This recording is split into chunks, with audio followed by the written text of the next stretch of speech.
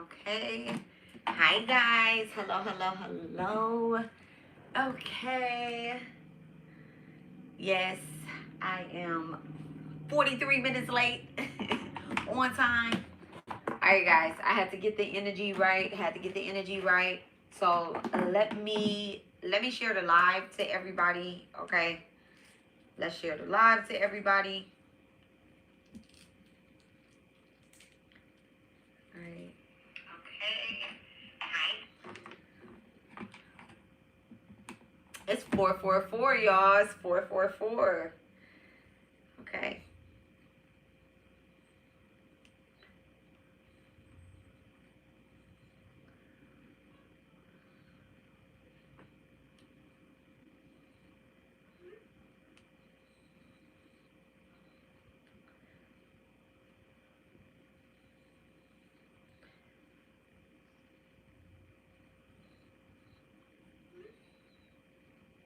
Okay.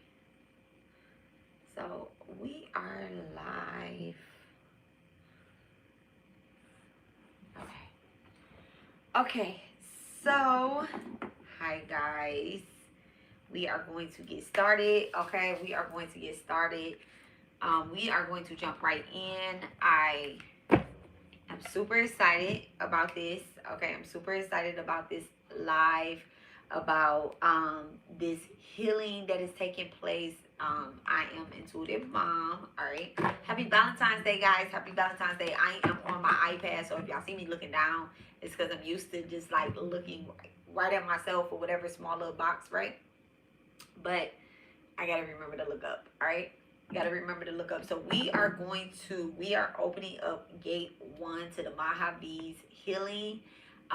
We are going to be tapping into the knots, releasing the knots so that we can move into our correct timeline. Okay, we got things that we need to do, things we need to take care of. Okay, so tonight we are not just talking about releasing pain. We are cutting karmic loops. Okay, we are cutting karmic loops. If your pattern is fear, if you are releasing fear. If your pattern is grief, you are releasing the attachment to the story. If your pattern is repeating stuff over and over again, you are releasing, stepping off of old timelines. Okay. So we are using the Mahavidya, which is the 10 great goddesses. All right, they're here to assist us. Okay, they're here to assist us. I gave you guys the example of, and I still have my cord. I gave you guys the example of karmic loops and knots and bounds. All right, so I told y'all that this is the past life. All right, and then we have the present life, and we're trying to get to our future. So we absolutely need to untie these knots. All right, so if the Mahavidya do not comfort the past. All right, they do not comfort the past. They close the door. They close the door to it. Okay, straight up, they close the door to it. So we are learning about containment, y'all. And I actually had to take some notes. All right. So when I talk about containment, oh, the 3 of Wands. Okay. When I talk about containment is the action of keeping something harmful under control or in control within limits. Okay. When we talk about containment, all right, fear is something that needs to be contained. Okay. Success is actually the structure of success. Anger, betrayal, the loss, the grief, all of these things, they need to be contained. Okay, even success needs to be contained. You know, we're not going to talk from ego, we are going to talk from enlightenment. Okay, that's what we're going to do. All right, we're going to talk from enlightenment. So let me get my notes pulled up. All right, let's get my notes pulled up. I am going to go through each person that responded to the Google form, y'all. All right, so those particular people, we had 5 responses, and we are going to go through those people's karmic knots. All right, I am going to use nicknames. You will know based off of your response, you will know that I am speaking on you. This video will have hashtags on it, okay? Hello, hello, hello. This video will have hashtags on it, and we are going to complete the ritual, y'all. I'm going to help you guys, not me like personally, y'all, but like the goddesses, the deities are going to help you release it. I'm going to give you guys like power statements. I'm going to give y'all power statements, and we're going to do the ritual. Okay, we're doing rituals around here. That's what we are doing. We ain't going to act like we ain't got no magic and that we don't be doing no rituals that we do. Okay, I do have each person's individual candle. All right, so I do have your individual candle. I will be writing your name on your candle, and we are going to cut these knots. We are going to, well, not cut these knots, we're going to untangle these knots. I need to remember that we're not cutting, all right? Because I do not want to act as if, you know, these things aren't you know, they don't exist, okay? And I love that about y'all responses and everything. Everybody is on a different timeline, but on the same timeline, because we all here, okay?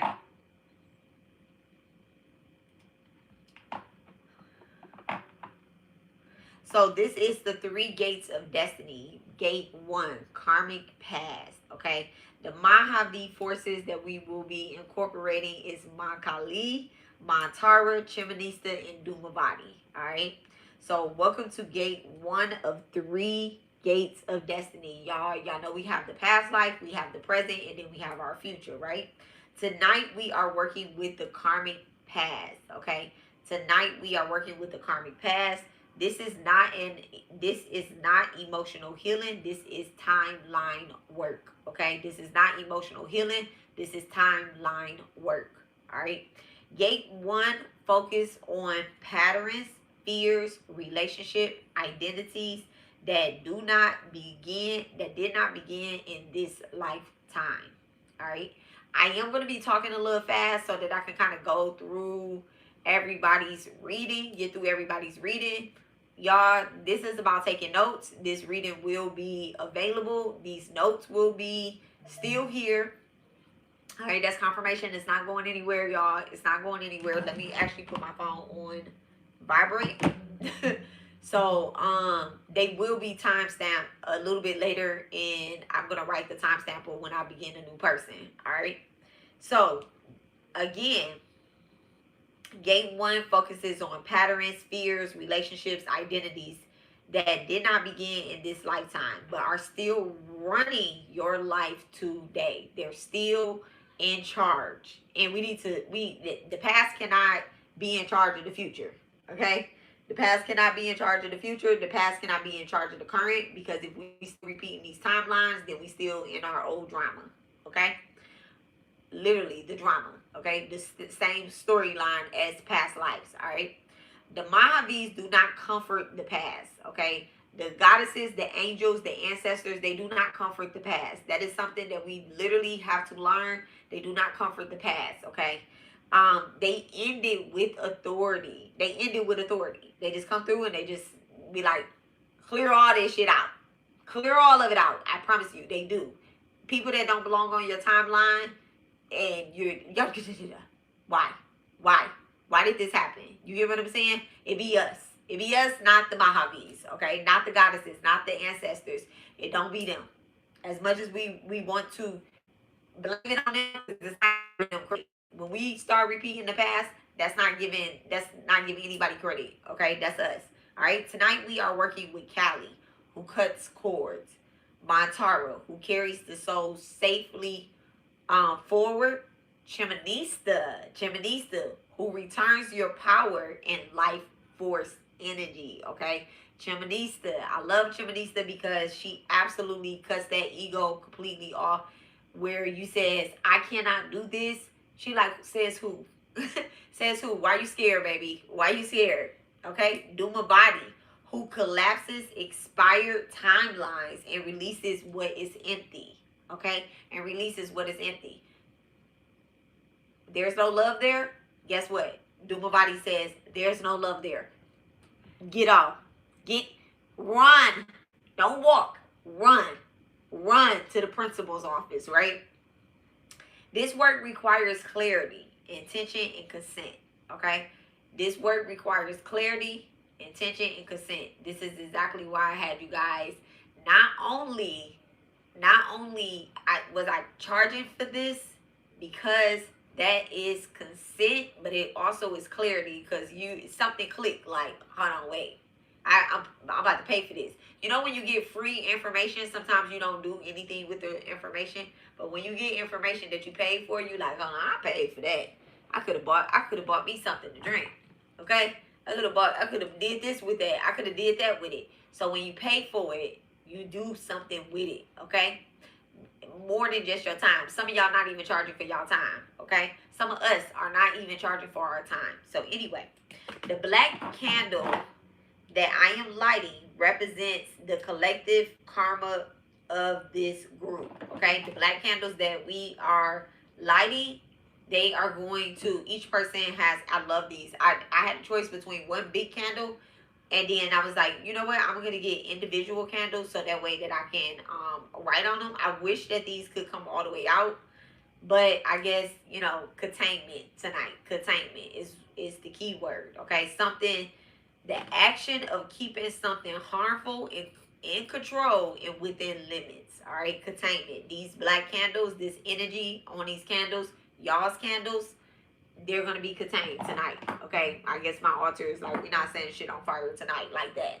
We're going to contain this energy in the past exactly where it belongs. Okay, so this flame is going to hold the work for everyone participating. Okay, the flames are going to hold the work for everyone that is participating. So I'm going to go ahead and light the flames before we get started.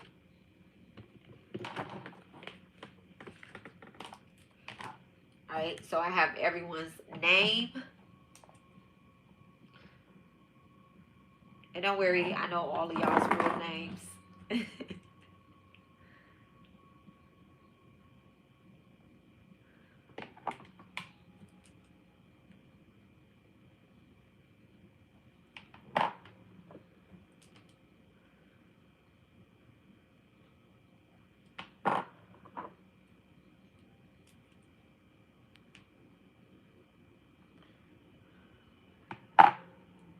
Okay, I do need to go look up how to spell one particular person's name because I'm going to write their real name.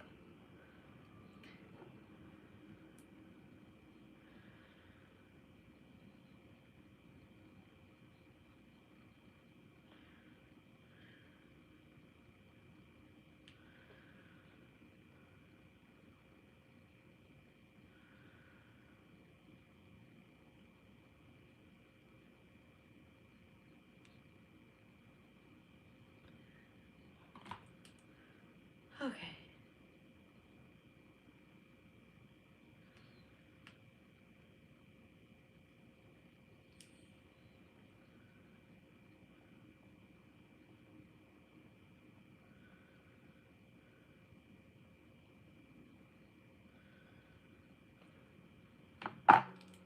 Okay.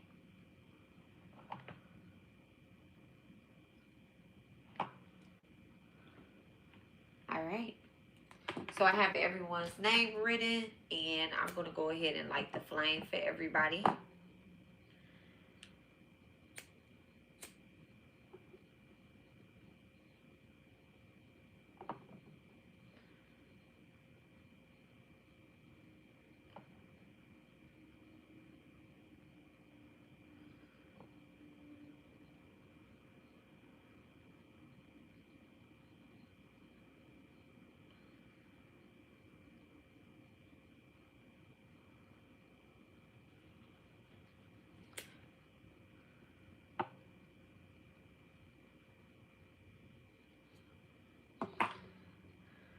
All right.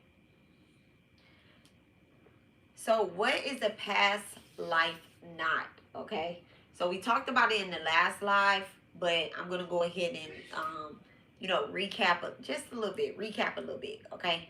Past life knots. God bless you. Past life knots is unfinished energy. Okay. It's unfinished energy. It can show up as repeating relationship patterns, fear with no clear cause, feeling unseen or betrayed, financial or life instability, right? Over giving or losing your power, feeling stuck or unable to move forward. Okay. So karma is not a punishment. Karma is not a punishment. Karma is unfinished energy seeking completion. Tonight we are identifying your dominant knot and releasing its hold on your timeline. Okay, tonight we are identifying it and releasing the hold that it has on your timeline. All right, individual knots, right? So individual knots show up different in each person. So what I'm going to do is I am now going to go into each person's individual knots. All right, so I'm going to give the name, I'm going to give the pattern, the Mahavi, and a focus statement. Okay, so the name, the pattern, the Mahavi, and the focus statement. All right, so I do have them individually written, and let me give you guys. All right, so these are in no particular order. They're in no particular order, right? So the first person, let me all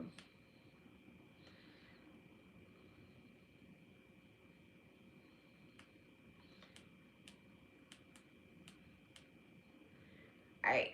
So the first person that I am going to speak on is Leo. Okay? Leo. The name Leo. Alright. So I'm not going to go over y'all questionnaire because I felt as if like I didn't really want to give like y'all responses out and kind of like, you know, telling your whole history or whatever the case is, right? So I'm going to give the pattern, I'm going to give the core knot in the Mahavi, and then your focus statement. And then I'm going to just give a little bit of why it's showing up like this, okay?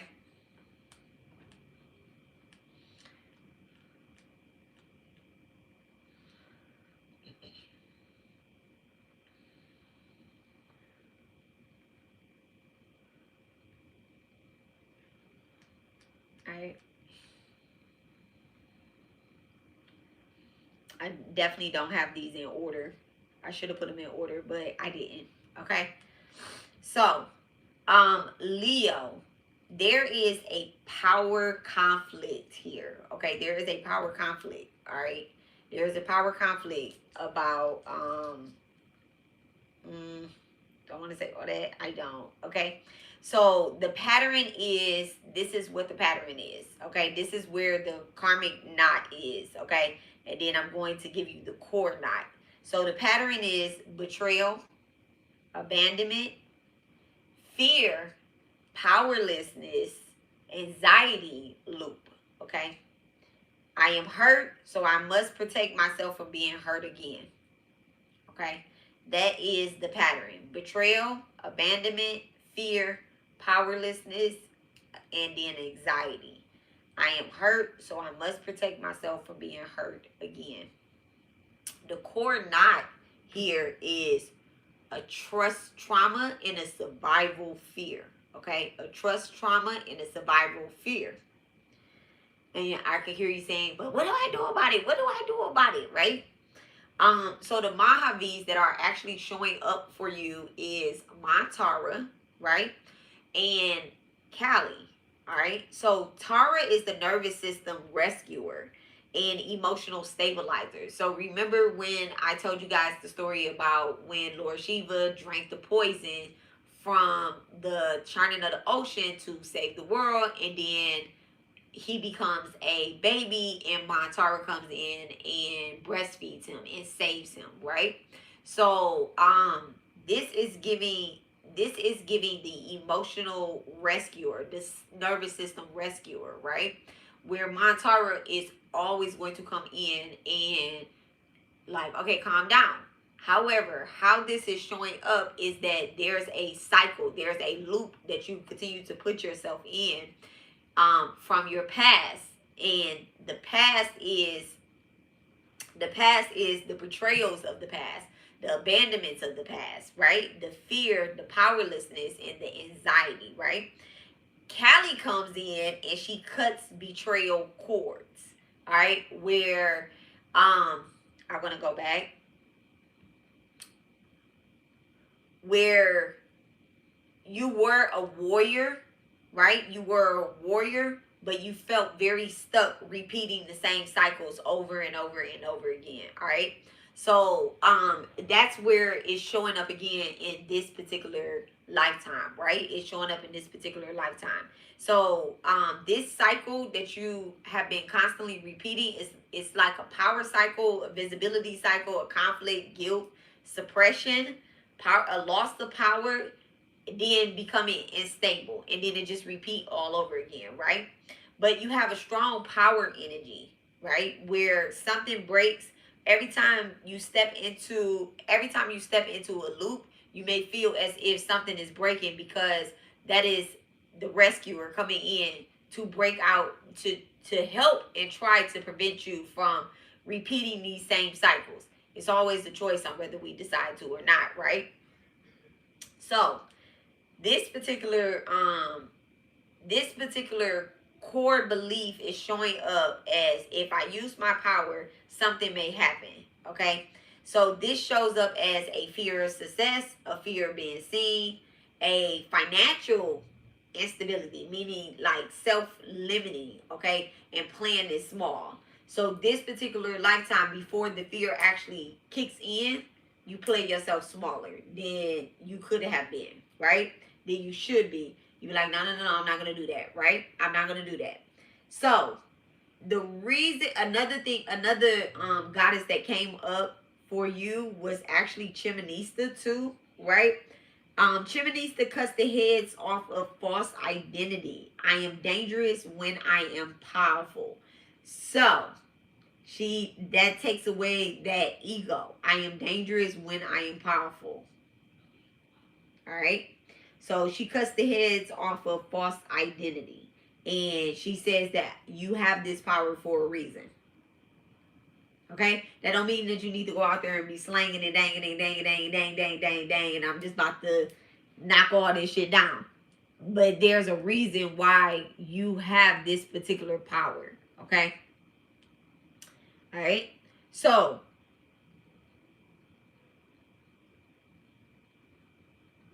now, there's two things that happen on your form, right? That was picked up. There was something that you said that you wanted to release, right? And I'll say it. You said you wanted to release anger. However, you did not select that anger is something that comes in, right? So that means anger is suppressed. So the anger is suppressed, okay? It becomes anxiety, it becomes guilt, and it becomes powerlessness, okay? So your anger actually turns into, I have to swallow this.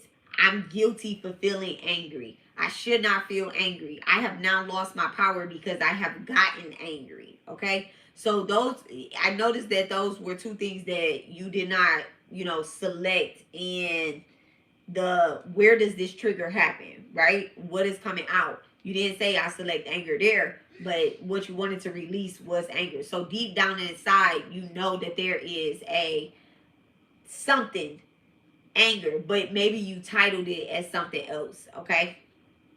So anger is a life force. It is not a sin to have anger, to be angry, to get angry. Actually, Kali Mon got very angry. My poverty got very angry, okay? So it's not a sin. It's actually a life force. So it's all about what you do when you are angry. Some people create when they are angry, all right? So, all right? So there's a fear of harming others and a fear of being betrayed when in power, okay? So this right here is where Kali comes in at, and she clears the karmic conflict and the power battles of residue, right? Now, your release word. Fear is fear of the unknown, deja vu, timelines, and sensitivity. All right, future timeline anxiety. The future timeline anxiety. So you're being pushed and stuck in the past and not able to go forward because of anxiety, essentially, right? So here is your Mahavidya map.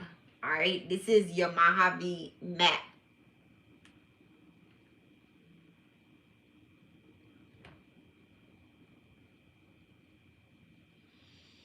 So you have Mantara, Mankali, all right, Mantara, Mankali, but then you also have Chinnamasta in there as well with the ego and the identity, right? And you also have the stabilizer. Oh, I said Mantara. Okay, the stabilizer. Um, the power guilt is Chinnamasta as well too. This is a power initiate field, not a grief field. Just a heads up, okay? This is power initiation, not a grief field. So your focus statement, You ready? All right, be ready.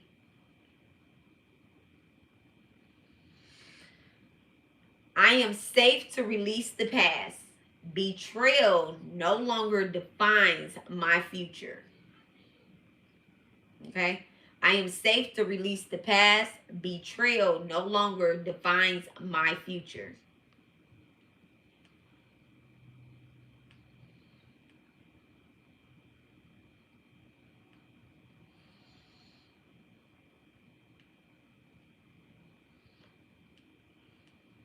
I am safe to release the past. Betrayal no longer defines my future.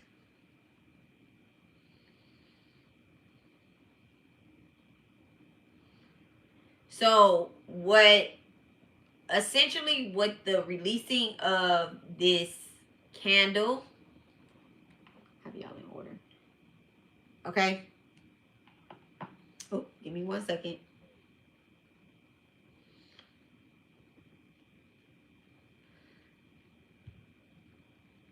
I should have just like put y'all all in different notes, but I didn't. I put it all together. Okay.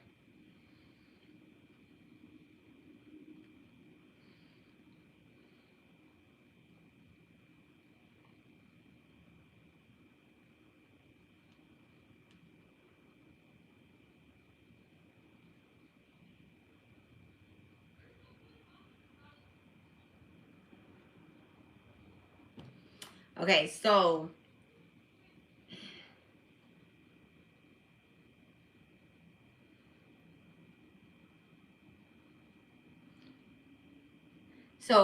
it says that you do not need emotional processing. You need permission to hold power without collapsing. Okay? So, I have 3 instructions for you. All right?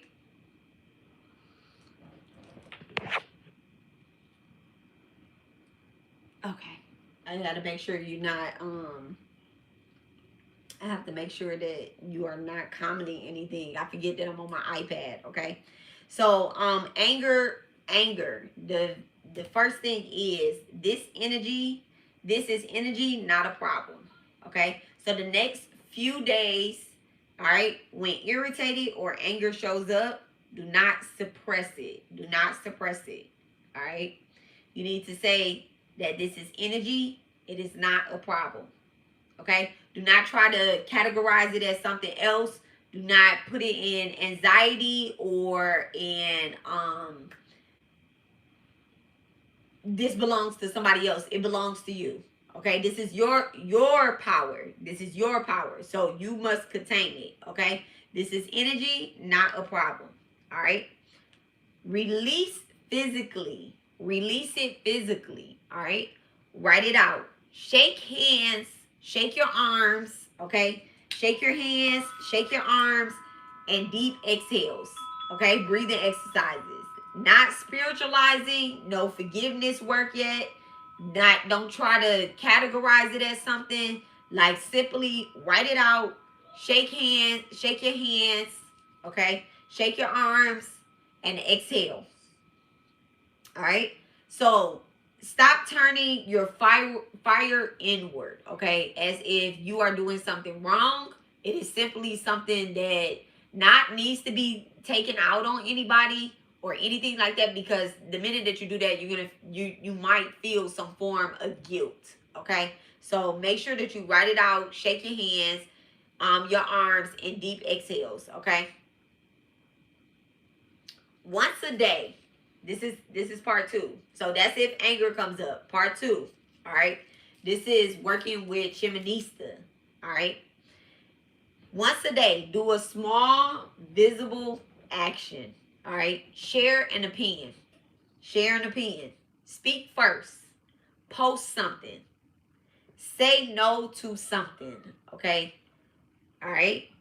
Then notice the fear response. Oh, well, if I say this to them, if I post this, how will people feel? Or whatever the case is, right?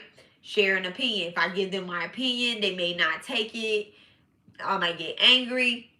Just notice the fear response, okay? Within yourself. Nothing bad is happening. When it comes up, say nothing bad is happening. Nothing bad is happening. Nothing bad is happening, okay? And know the difference between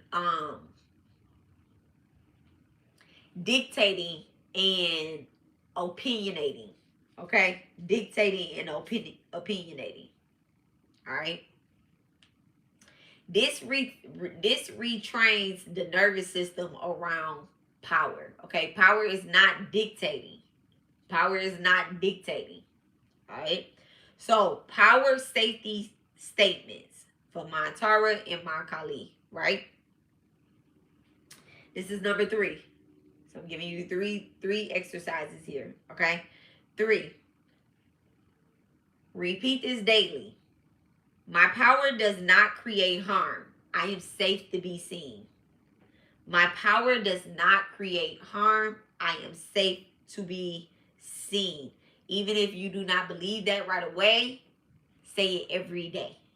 Okay? Even if you do not believe it right away, make sure you say it every day. My power does not create harm. I am safe to be seen. All right?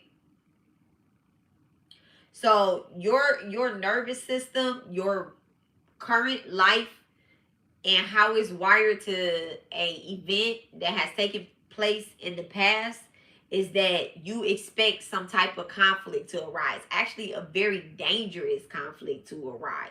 All right.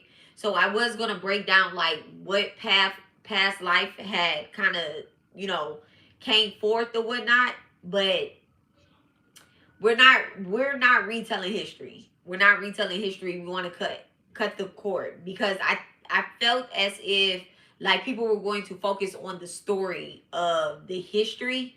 And so within talking to divine, that's just not what we need to focus on.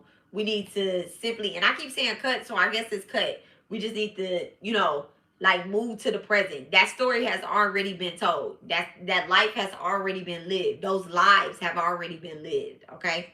So this breaks the anticipation that something bad is really going to happen if I give my opinion, if I tell my story, if I speak first, or if I post something. I'm going to cause some type of war is going to happen. Oh, I predicted this, or I did that, or I spoke on this first, or whatever the case is, that is going to bring a whole country down, okay? And some things just need to be out there, okay?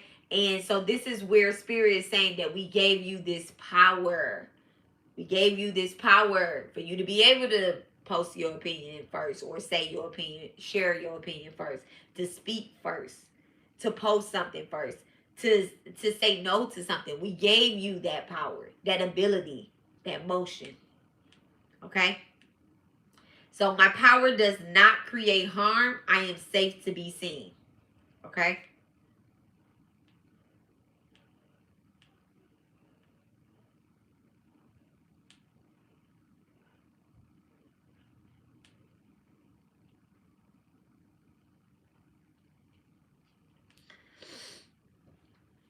All right, so we are going to go into the next participant, which is panda bear. That's the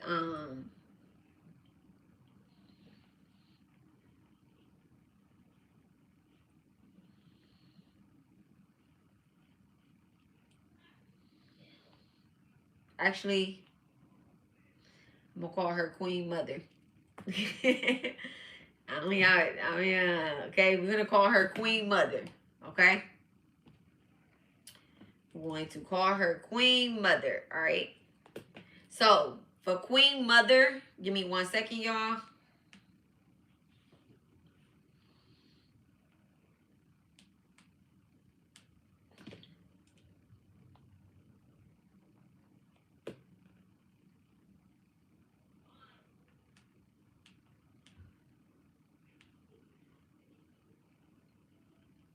Okay, so Queen Mother.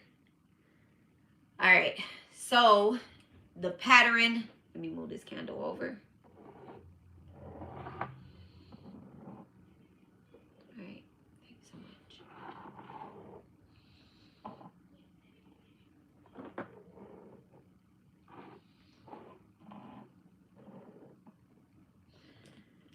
There's a reason why we're going in this order as well too. All right. There's a reason why we're going in this order as well. Not that anybody comes before another person. It was randomly selected, but there's a reason it was selected this way. Okay.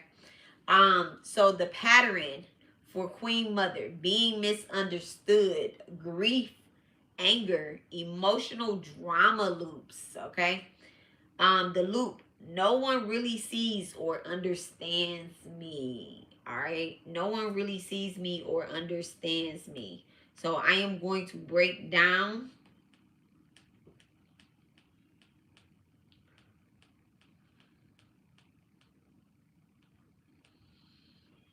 All right.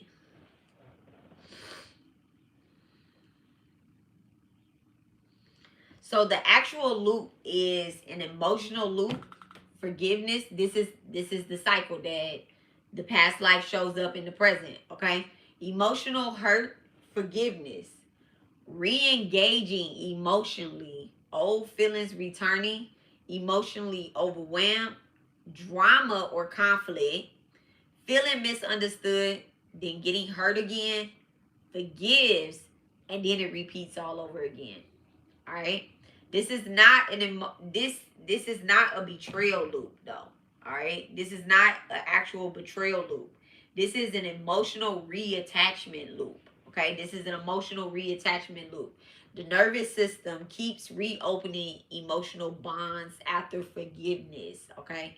The nervous system keeps reopening emotional bonds after forgiveness. Okay. That is the knot. That's the knot. The 3 knots. The first one is emotional reattachment. All right. The key phrase here was repeat feelings about people. I keep repeating feelings about people that I have forgave. Okay.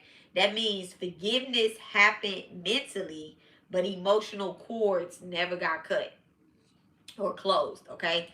The particular Mahavi that showed up in that karmic loop was Kali. All right. This is a classic Kali work: ending engagement, access after closure. All right. Now, forgiveness is not continued. Forgiveness is not continued emotional availability. Okay. That's not forgiveness. Being able to emotionally be there for someone because you have forgiven them, right? All right. The second knot is emotional flooding or the drama cycle. All right. So your nervous system equates intensity with connection. All right. Your nervous system is saying that if it's not intense or if it is intense, then we have a connection. Okay. When things are calm, the system feels empty. So emotional spikes get recreated. All right.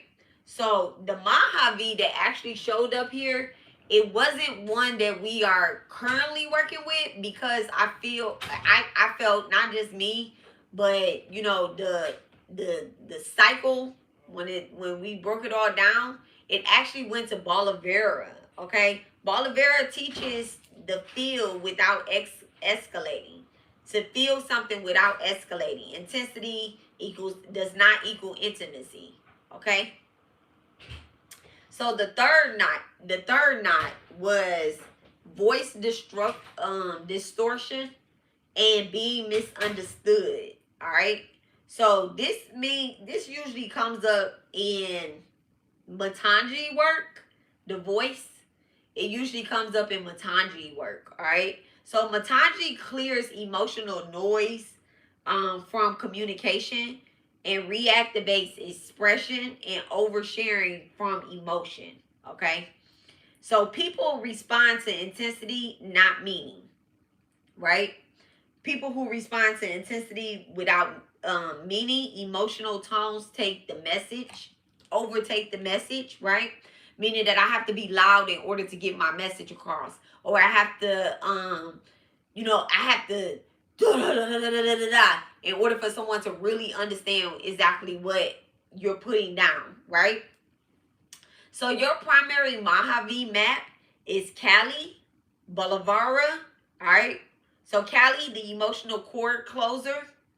Secondary is Balavara, the regulate emotional intensity, and support, which is Matanji, clean communication field, okay? Cleaning your communication field, all right? This is a boundary and emotional regulatory field, all right?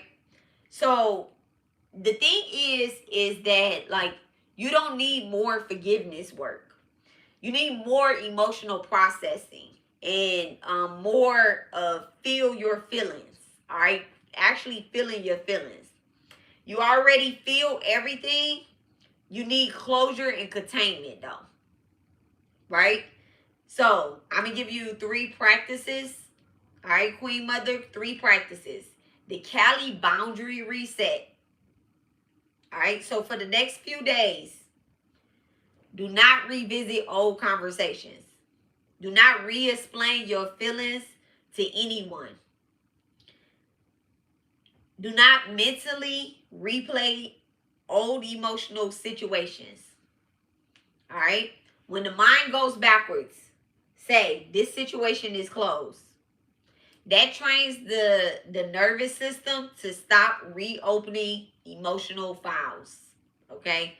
To stop reopening emotional files. So when old timelines, things that happened in the past, things that you get mad at people about that, you've already forgave, just immediately stop the thought. All right, Bagalamuki, immediately stop the thought that the situation is closed. Just say that. Keep saying that. Okay, keep saying it until you believe it. All right. 2, Bolivar intensity check. All right. This is when strong emotions rise, y'all. This is when strong emotions rise, Queen Mother, okay? It's something actually, you have to say to yourself, is something actually happening right now? Okay? Is something actually happening right now? If the answer is no, hold on one second, y'all.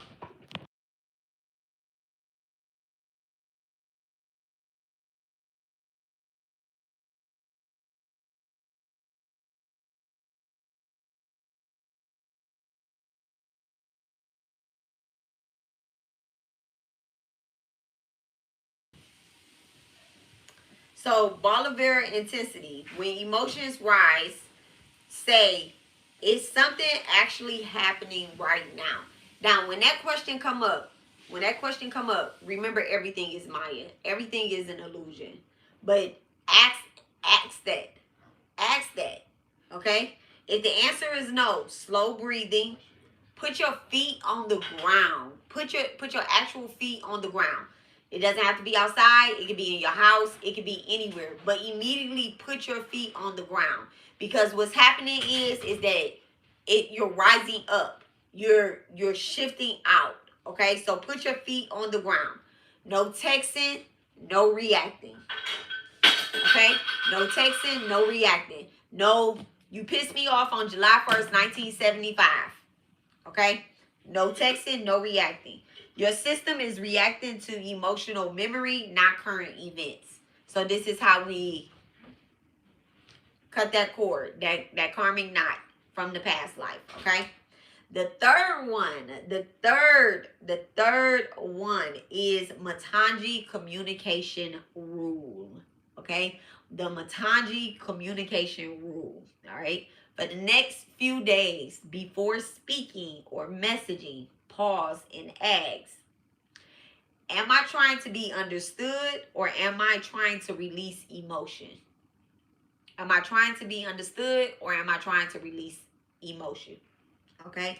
If it's an emotional response, do not send it. Easy peasy, do not send it. This reduces the misunderstood pattern immediately. Okay?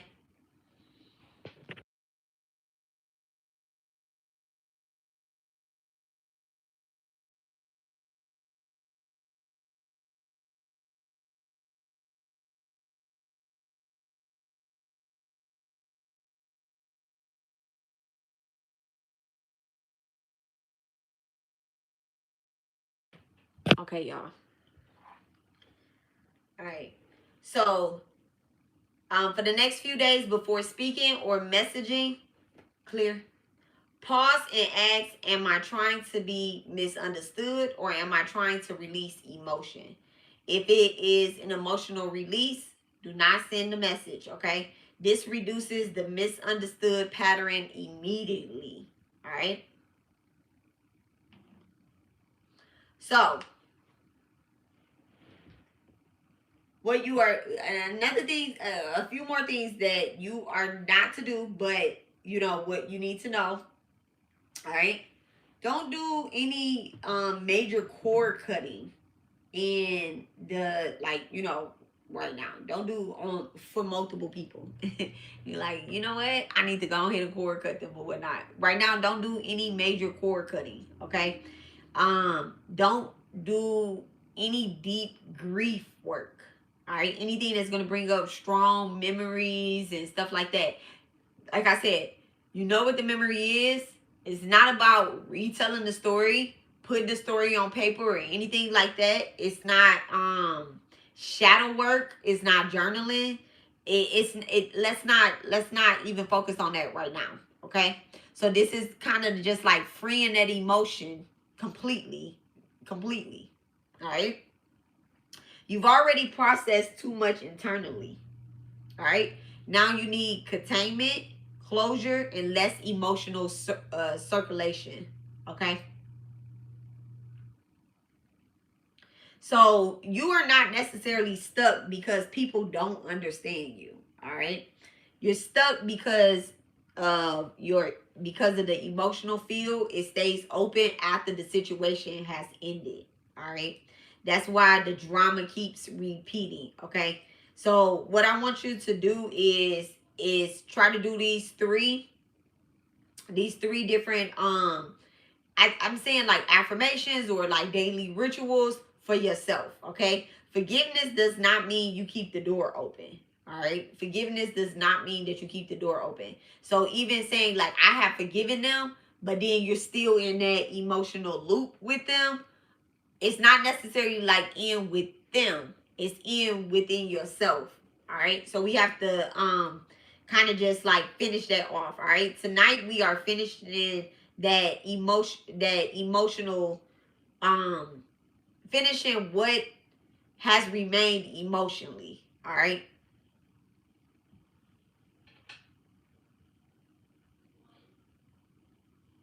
So your focus statement, okay, Queen Mother, your focus statement is, my truth is clear.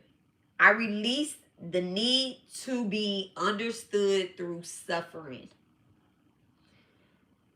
My truth is clear. I release the need to be understood through suffering.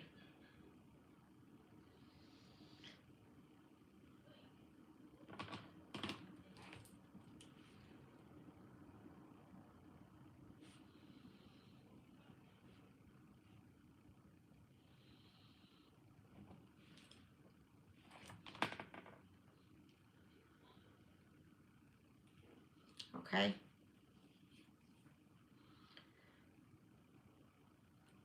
Okay, so next we have I'm just gonna say the name Hookah because I do not. I apologize. I do not know how to pronounce this. But this is a bird, apparently. Oh no, it's not a bird. It is a bird.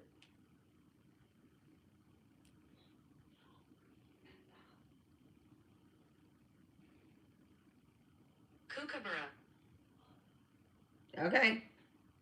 Oh, that's not it. That's not it. Okay, we're gonna say hookah. Okay, we're gonna say hookah. Okay, so let me go to the timeline.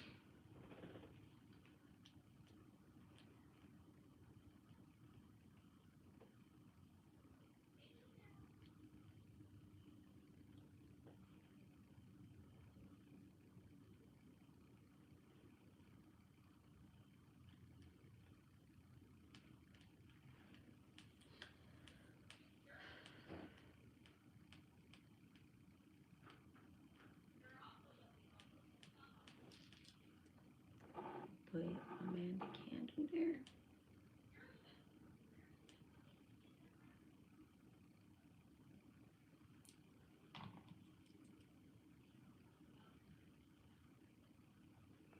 Okay, so hookah.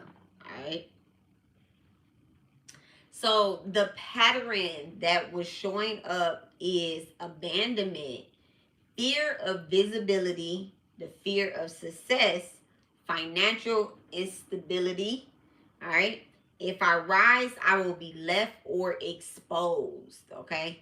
So the loop is if I rise, I will be left or exposed. Okay. The core knot was visibility fear and worthlessness. Worthlessness block. Worth, not worthlessness, but worthness. Okay. Block. All right. So the cycle here is, sir, the cycle here is you have a vision, the fear activates the minute that you have the vision. Okay. The fear activates, you invest energy into others instead, meaning you may pour your ideas into other people's projects as well. Personal work then gets delayed. Financial unstables, all right, feeling stuck and confidence drop. The fear increases and the cycle repeats. Okay. This is not laziness. This is not laziness. This is avoidance through service. Okay. This is avoidance through service. You stay busy helping others so that you don't have to face your own expansion. Okay. You stay busy helping others so that you don't have to face your own expansion. That is the karmic loop. All right. So the three knots, all right, that kind of showed up in your questionnaire was the fear of visibility.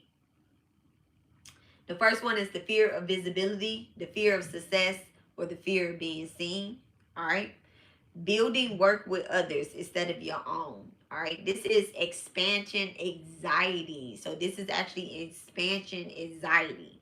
So Bagalamukhi came in. All right. Bagalamukhi halts all negativity, whether it's within yourself or it's on the outside. If anybody is projecting negativity towards you or you're projecting negativity towards yourself. So the goddess that stepped forward, she stops the internal sabotage voice. That says, what if I fail? What if I'm exposed? What if it doesn't work? Right? So she came in, she's going to come in and she's going to clear that out. Right? The energy replacement, that's the knot 2. Energy replacement, meaning that's where it comes in, where you can help others be successful, but then there's something where you like, I can't do this for myself. But if someone else does it, I can build them all the way up. You get what I'm saying? So this means that your life force is being directed outwards as opposed to towards your own path inward, right? This is what creates the financial instability, the stagnation, and the resentment over time. Okay. The Mahavi that is going to help with this is Kali, right? Kali here in this particular area. Now, I'm telling you guys this, with the Mahavis, because you may not necessarily know, like, well, I don't know how to go towards that Mahavi, or I don't know how to do that. I'm doing the ritual for you guys, and with your consent, right? I'm doing the ritual for you guys with your consent. However, at the end, we are going to do a collective ritual. Don't worry, we're doing a collective ritual still. I'm just giving you your karmic knots, okay? Caliban here reclaims the life energy from misplaced commitments, okay? She's going to reclaim the life energy. I just got chills from misplaced commitments, all right? Not 3, because you have 3 knots that's showing up here, all right? Not 3. Direction, confusion, and creative scatter. Direction, confusion, and creative scatter, all right? This is the unfinished feeling, that unfinished feeling. So when I was tapping into this energy, there actually, remember in the last live, I talked about where we have unfinished work, right? At some point in the past life, thank you so much, Divine. At some point in the past life, right before something was opening up, right? Let's say you had a store of some sort, right? And right before something was opening up, there was a quick end, a quick ending. So I'll give you the example of, I almost said Nipsey Hussle. To be honest, I almost gave you the example of Nipsey Hussle, right? So I guess I'll use Nipsey Hussle as an example. So he creates this beautiful project, right? The Victory Lap. Not his first album, but it did get Grammy nominated, right? Now, Grammys happen whenever the Grammys happen, right? It did get Grammy nominated. But he also was not able to win any of the awards off of this particular album because the timing of his life ended. He did not go on tour. He had a whole tour plan, because usually after people do the Grammys, or before they do the Grammy, I don't know when they do the Grammys, they usually go on tour, right? He was not able to complete that work of art to his vision that he had. That is an incomplete work of art. All right, it's an incomplete work of art. And it's so crazy because my feet just started getting very hot.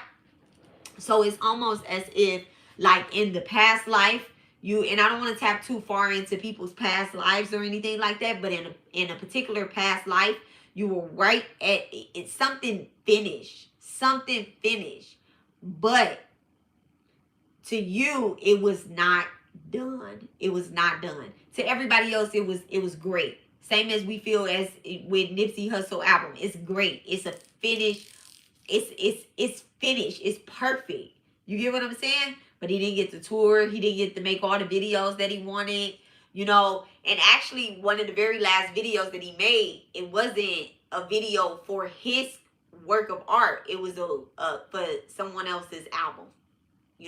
That was the very last video that he made, was for somebody else's album. So it's like, I still did something for somebody else. And now people are listening to Higher.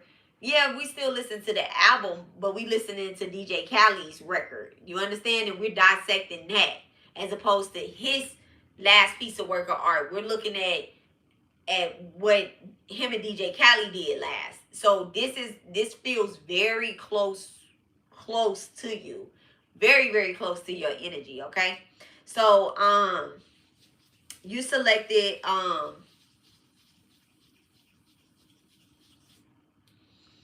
not going to say what you selected, okay? So, you have multiple energy tied things that you feel, and I'm saying multiple, but you selected 3, okay? Well, I'll say it's writing, art, design, cooking, and herbalism, right?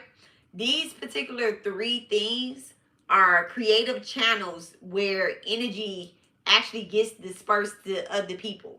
So whatever it is that tied you to your past life and is tying you to the current, right? That knot, whatever that is, it has a lot with putting your energy out there. So that's where Matanji comes in.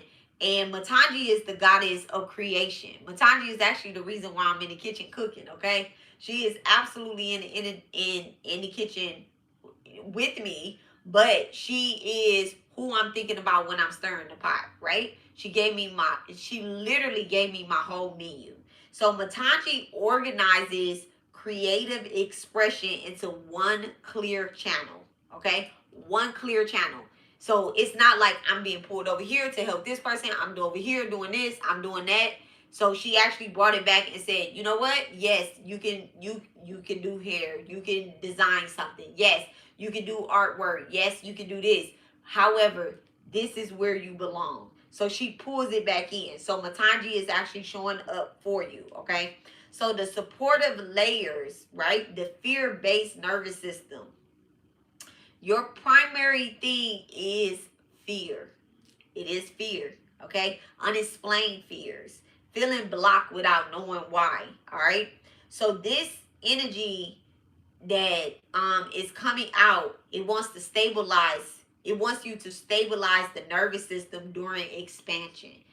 You know, the minute that we about to expand or right before a breakthrough happens, there's a fear because there's this thought in the back of your head, all right? So your Mahavi map is Vagalamuki, stop self-sabotaging, okay? Kali Mind, reclaiming your energy from others.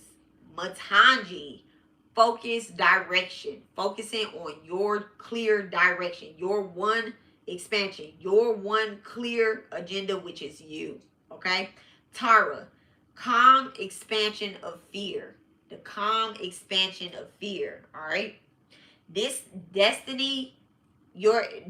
a destiny avoidance fear, all right? Trying to avoid something that you don't even know what it is. You're like, I don't even know what it looked like. You know what I'm saying? But I ain't going down there. So we talked about that in the last live where you have a clear map, right? You have a clear map written on the thing. It says when you get to the dark stop sign, when you get to the red stop sign, I said dark, when you get to the red stop sign, make a right. Okay, make a right. You're 10 minutes away from your destination. But how it's showing up is you get to the red stop sign, you look down there and you like, it's dark than a motherfucker down there. You look to the left, you like, that look like clear weather over there. But if you go left, it's going to take you another year. If you go right, you're going to be there in 10 minutes. You get what I'm saying? So the minute that you cross through that threshold and you actually choose the direction, the map of your life, right? That's clearly laid out for you, that you know that you want to do, that you've been called to do, because there's one calling over your life, okay? And that's the direction. So the minute that you do that, you'll do it. Now, this is what you do not need to do. You don't need to keep planning it. You don't need to keep planning it. No more planning it, okay? No, you do not need another vision board. You do not need another business strategy. You don't even need shadow work or journaling. I know that sounds crazy. That sounds crazy. That sounds crazy to motherfucker. But I think you already have a plan. I think a year ago you already wrote a plan out. I think there's already a journal that says this is what it is. You get what I'm saying? You need to dig into your files, your notebook, your internal memory, and you need to say, this is what it is. I'm going to follow this. I remember when I had this dream back in 1996. That's kind of long. It's kind of old. I don't know how old it is, you know. I remember when I had this dream, and this was the dream. You get what I'm saying? Okay. So you already know what you should be doing. All right. You are avoiding that particular step. All right. So I'm going to give you 3 instructions. I'm going to give you 3 instructions. All right. The first one, for the next few days, do not volunteer for anything new. Do not volunteer for anything new. All right? Do not help anyone with their projects. Do not help anyone with their projects. It's going to be a big one. This next one. Do not give any extra unpaid energy. All right? Those 3 things that you're not doing the next couple days, okay? Do not volunteer for anything new. All right? Do not help someone else with their projects. Somebody might come to you and say, hey, what you think about this? And da-da-da-da-da. Like, I just want your opinion. Be like, oh, man, I'm going to get back to you. Okay? And just don't. Just don't. People do that all the time. You know? All right? Do not give any extra unpaid energy. So if somebody asks you, what do they think about your opinion? You be like, hey, I got this consulting gig. All right, I got this consulting gig that I'm starting where if you need help with your project, I'm charging such and such an hour. You need to put a price on your worth. Okay, you need to put a price on your worth. All right. When the urge comes up,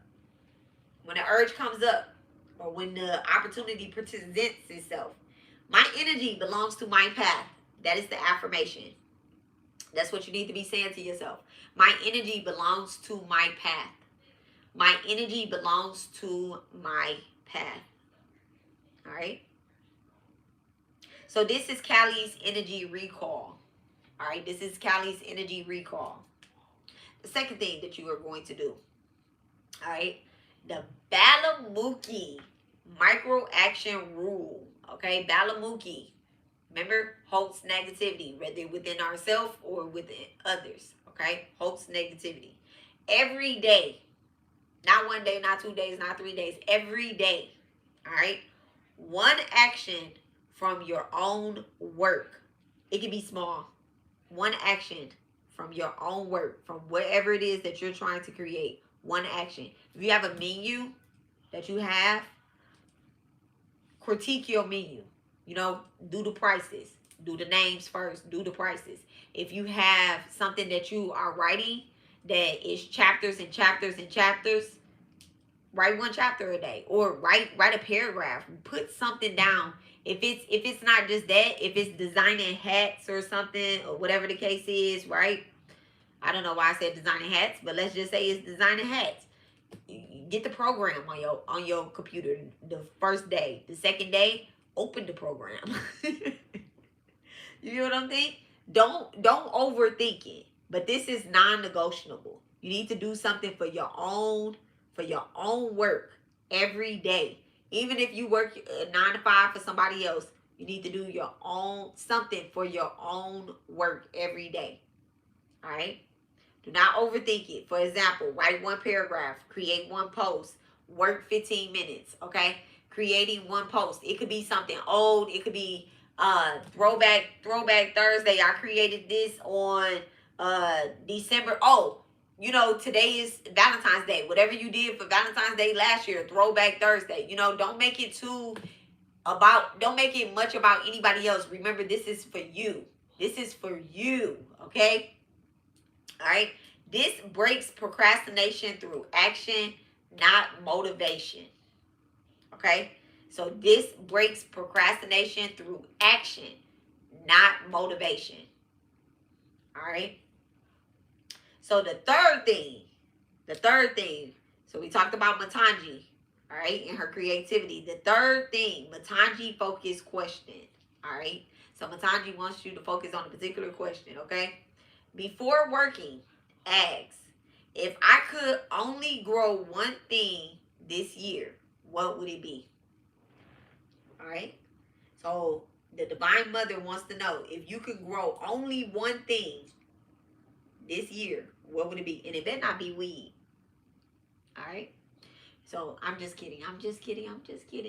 But if you could only grow 1 thing this year, if you could only grow that particular business, that particular design, that book, that thought, what is it? What's the first thing that came? It don't have to be the first thing that came to you, okay?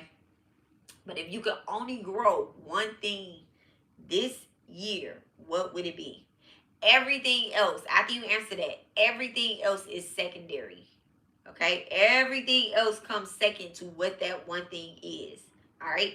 You need to narrow down, not expand. All right?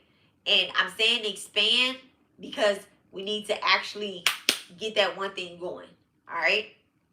So not expand your energy to 5 and having 9 arms. Okay? We need to narrow it down. All right?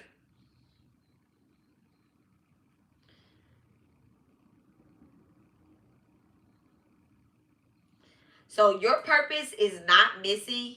Avoidance pattern is activated here. Okay, so your purpose is not missing. You know what your purpose is.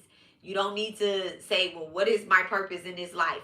That's where that repeating and asking that question over and over. That's what's keeping you in that past life karmic knot. Okay. All right.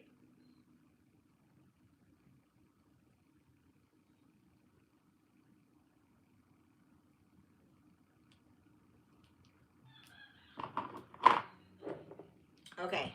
So, you what else? What else did I have? Okay. So, helping others, I just want you to remember this, okay? So, helping others is not your purpose. It keeps you from your own path, okay? Helping others is not your purpose. It actually is keeping you from your own path, all right? So, tonight your energy returns to your destiny. Tonight your energy returns to your destiny, Hookah, okay? I love that.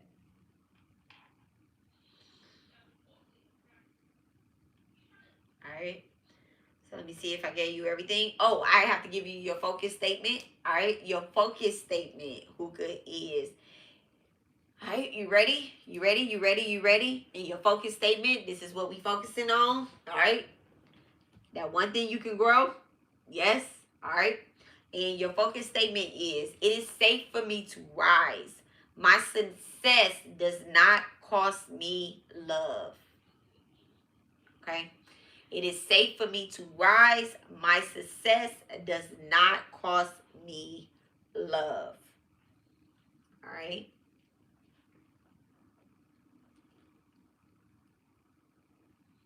It is safe for me to rise. My success does not cost me love. All righty. You put your candle up. All right.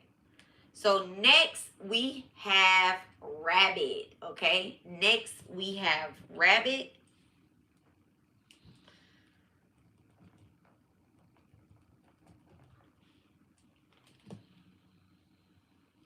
One second.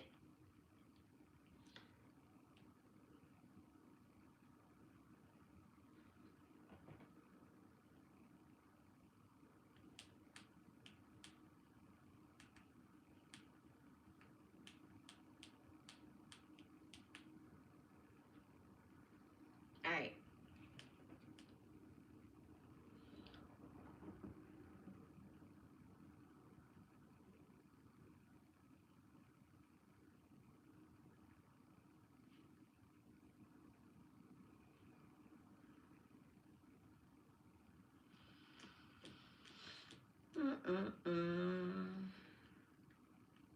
So I just want to thank Rabbit for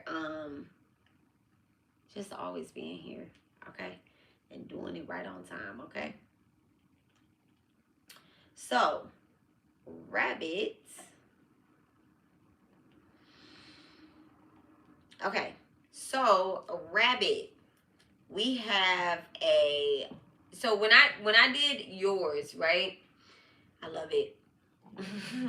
When I did yours, things it felt as if your soul was operating from expected abandonment, right? And the past life that came forward was a healer, actually, like a spiritual one that carries souls, right? That takes care of souls, particular souls. It almost felt as if, even though I know that it's spiritual, because we've we crossed these paths before, and we talked about this before. So you have a past life that shows up, and my hands just started doing what my hands do with the energy work, right? So we have a past life that shows up as one of the sacred mothers, right? As actually one of the sacred mothers, where you were solely responsible, individually responsible for helping people, um, helping people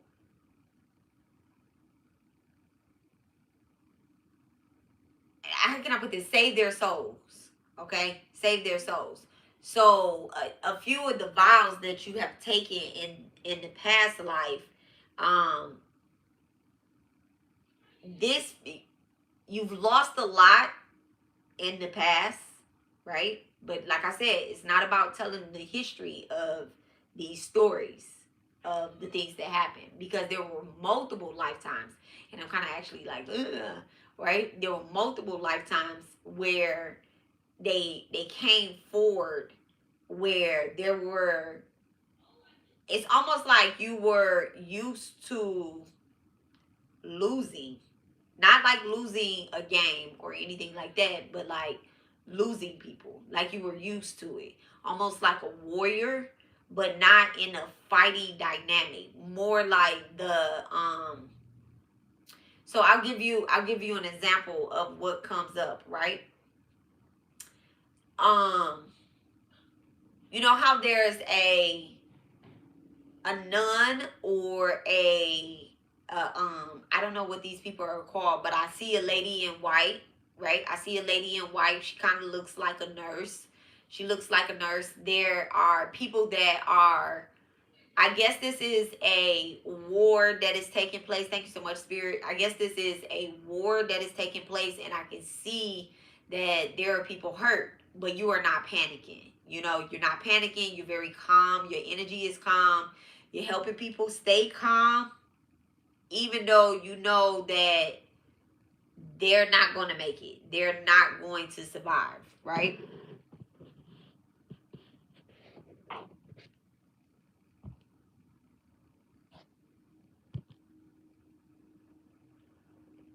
All right. So, when grief is unfinished, right? When grief is unfinished, the soul looks for people to stay, even when they shouldn't. Okay? When grief is unfinished, the soul looks for people to stay, even when they shouldn't. All right? It's almost as if, like, this particular loop is saying that no one is supposed to leave, no one is supposed to die, no one is supposed to be abandoned either. And when you want to leave, you may feel as if you are abandoning someone, or you are betraying them. Okay. So the key pattern here is a martyr spirit. Okay, there's a martyr energy. The sacrifice identity. Okay, love is suffering, love is fixing, love is earnest stability. All right, so this is the past life knot. Okay, this is a particular past life knot. So this also is like, when I'm seeing that energy, right? When I'm seeing that energy, there's going home after that Warfield thing, and not taking that emotional home, but also understanding what happened at work. Understanding what happened at work. And this is past life. Okay, this is past life. So when you clock out and you leave I'm seeing you as like a nurse, honestly. Like, I guess this is some form of nurse. This is the past life that's clicking up, right? And it's like, all right, I'm going home, and I take care of the people at home as well. And it's a very loving home though too. There's a very loving home. I can feel the energy of love, but I also feel the energy of stuck and staying. And we just have to stay close, y'all, because we never know when people's last life is, or their last days is. Because whatever time this is, there's a war that's happening on the outside. Okay, There's a war that's happening on the outside. So you are still living from a survival identity, okay, where your role is to give life to others, okay? So you could have been a doctor, you could have been a nurse, and essentially you decided if certain people were going to live or die, okay? So this is not about necessarily like this is not putting you in that energy again. This is to keep you, not keep you out of that energy, but to separate it. Okay, to separate the energy. All right. So there is the fear that is showing up is the fear of abandonment, the fear of loss, also repeating, the fear of being alone, and the fear of emotional collapsing. All right, that if I respond a certain way, or if I be a certain way, or if I show a certain emotion, that everything is going to like basically fall apart, right? So this is not just like a nervous system memory that kicks in. This is also a physical and emotional and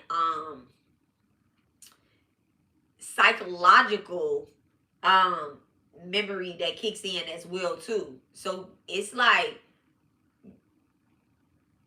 I'm not sure if you recall this. I'm not sure if you really recall these particular memories, but they're there.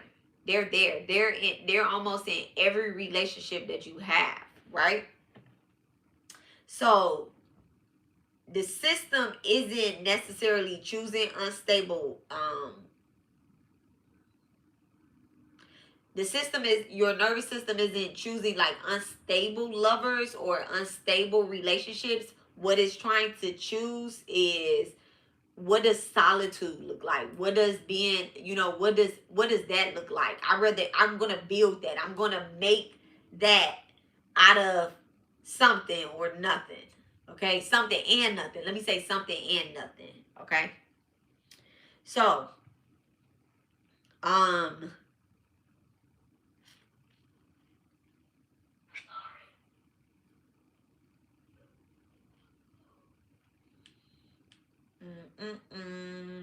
so let me give your karmic knots, right? Let me give you a summary of your karmic knots, all right? So, the actual knot is fear, grief, caretaker identity, and the fear of abandonment, okay? So the loop is loss, fear, overgiving, wrong partners, betrayed, and then more grief, okay? Fear, well, it's loss first, loss. Then once you lose something or someone, a fear kicks in, where that fear is then scattered to all relationships, and you begin to overgive. And all relationships that don't necessarily like appreciate it or deserve it or need it. Okay? Then it's choosing the wrong partners, because people are essentially users. Okay? People are essentially users. So if you give them something, if you're giving this something that you're not supposed to be giving because you fear as if you're going to lose them if you don't give to them, then they're only staying for a certain reason. Then that's when the betrayal happens, because there's no solid ground there. Okay? And then more grief kicks in, because now you're sad or you're upset or you're angry because the betrayal has happened. Okay? So that's the karmic loop. So the Mahavidya's mapping, okay, for your field, the Mahavidya's mapping is, all right, primarily Dhumavati, all right, and the reason, like I said, these are in a certain order for a reason. Dhumavati. So Dhumavati is the widowed goddess, okay? She is usually not worshipped, or like people usually leave her out. All right. When I was creating the thumbnail, for some reason, the computer just would not generate Dhumavati. They wouldn't. And I'm like, why does Dhumavati keep getting out? Now, she is the widow goddess. And the widow goddess. She does not she's not usually tied. She doesn't have any children. She doesn't have any she doesn't have a relationship. She is whom we go towards after we have lost everything. All right? So, Dhumavati is actually showing up for you. And me and you, we know each other, right? Not like know each other, but we know each other, right? And so it made perfect sense. It made perfect sense that she would step in and claim you and say, I am here to assist her through this unfinished mourning process from the past. Because when I just got chills too, because when your soul transitioned from the past and you went, right? And you went and you seen everybody that you had lost before, that you have grieved before, and you seen them, you were okay. You felt safe that you were around them, you know? And so you reincarnate back. You reincarnate back because they say, you know, there was a particular lifetime where you decided, I am not about to deal with that. Clock out. Okay? Not the same lifetime as the nurse. Not the same lifetime as the doctor. But that unfinished grief where I cannot handle this. Clock out. Turning in my time card. You agreed to come back. Because the penance that you had did prior to that, the spiritual penance that you had did was so high. And this is where the Bible, this is where, you know, people are, they misunderstand that if you self-unalive yourself, you burn in hell for eternity. That's not true. It's not true. Okay? It's not true. You go to purgatory for a little while, you do see your mistakes, but your soul can absolutely be reborn again. Okay? Your soul can absolutely transition down. You're like, oh, damn, I made a mistake. I couldn't handle that. Okay? I could not handle that. There was something that caused that. Okay? Different time. All right? But this is an unfinished grief where you wanted to come back down here so that you can get through this. All right? So Dhumavati, unfinished mourning, shows up primarily for you. The second one is, right, is Chinnamasta, right? Sacrifice identity. Sacrifice identity. Sacrifice identity. Supported by Kali, ending the relationship contract patterns. I have to change. So the sacrifice identity is I have to change in order to be with this person or to keep people happy. I have to make some changes within myself. Not that they just fucked up ass people. You're like, I need to change me. It's me, right? And spirit is saying, no. Do not try to swap identities and try to be somebody else when I made you like this. I made you this type of person. You understand? So the support comes in as Kali, ending the relationship contract patterns. It's not working. It's over. It's done. Kali clear. All right. But there's a stabilizer. All right. When Lord Shiva drank the poison, there was a lot of things happening during the churning of the ocean. Okay. But Lord Shiva, he drank the poison and he didn't just vanish like that, y'all. Lord Shiva still exists right now. It's Mahavidya right now, okay? He's very close to the earth, okay? So the stabilizer, the emotional safety, all right?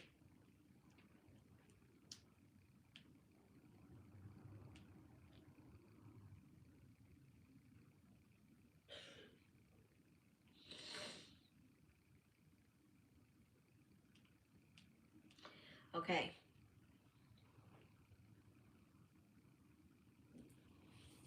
So again, the core state is unfinished grief, the fear of abandonment, over attachment, choosing unstable partners, betrayal, and then more grief, okay? So the medicine right now is grief completion, the nervous system safety, and identity shifts. Okay, we are not cutting any cords yet. We're not cutting any cords. This is not you calling your power back. That comes with the actual ritual that I'm going to do, right? That comes with the actual ritual that I'm going to do. But I want to give you 3 simple and safe and effective guidance. All right, 3. All right, I think I gave everybody 3. Okay, so the first one, Dhumavati practice. All right, this is grief permission, Dhumavati practice. Okay, so for the next few days, I think it just started thundering. Okay, that's Dhumavati energy right there, thunder Rhonda. All right, so for the next few days, take 5 to 10 minutes alone. All right, for the next few days, take 5 to 10 minutes alone. Sit quietly and place your hand over your heart. So you are going to be working on your heart chakra. Okay, place your hand over your heart.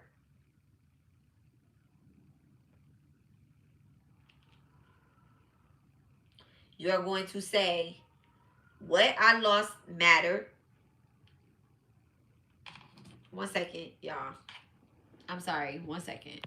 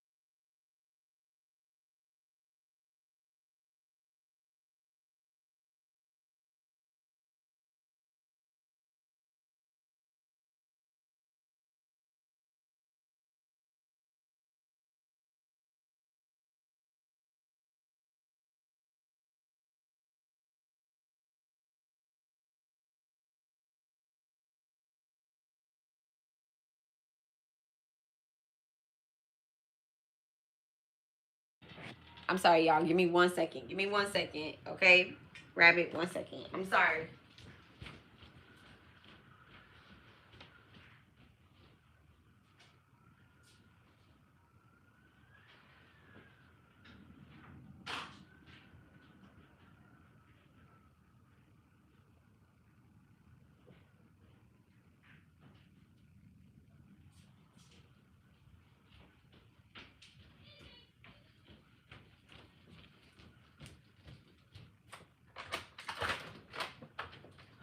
Here you go.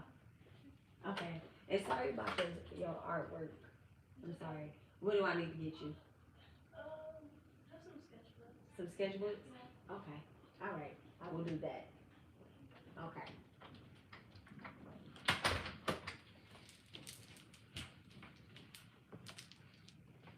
Okay. Sorry about that, y'all. Sorry, Rabbit. Okay. So I'm gonna start your practices. Okay. So you have Dhumavati practice. Okay. This is a grief permission. You are going to be working with your heart chakra. Okay. So for the next few days, take 5 minutes alone. All right. You're going to sit quietly. You're going to place your hand over your heart, and you're going to say, what I lost mattered. I allow myself to feel the grief without replacing it. Okay? You're going to say, what I lost mattered. I allow myself to feel the grief without replacing it.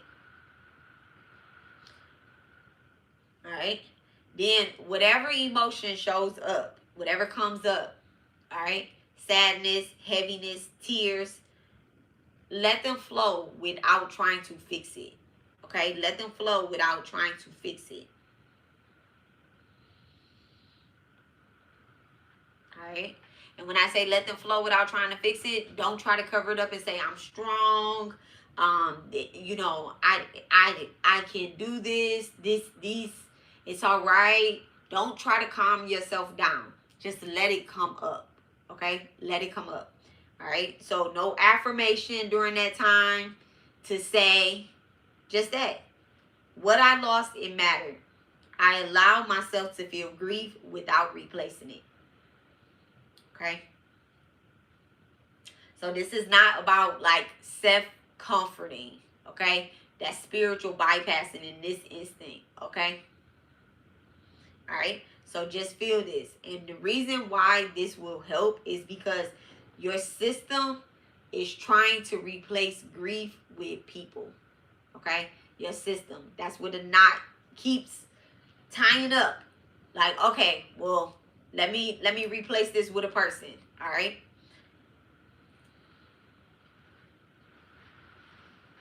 So grief can actually be held without attaching it to something. Okay? Alright. The second one is the identity break. Okay? This is Chinnamasta pre-work. Alright? Because Chinnamasta is a badass, right? She come in with that, cut it off. Now the thing is, the picture of Chinnamasta, y'all.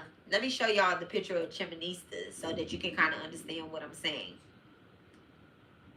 I love Chinnamasta. Okay, let me show you. Y'all, it's raining. It's raining hard.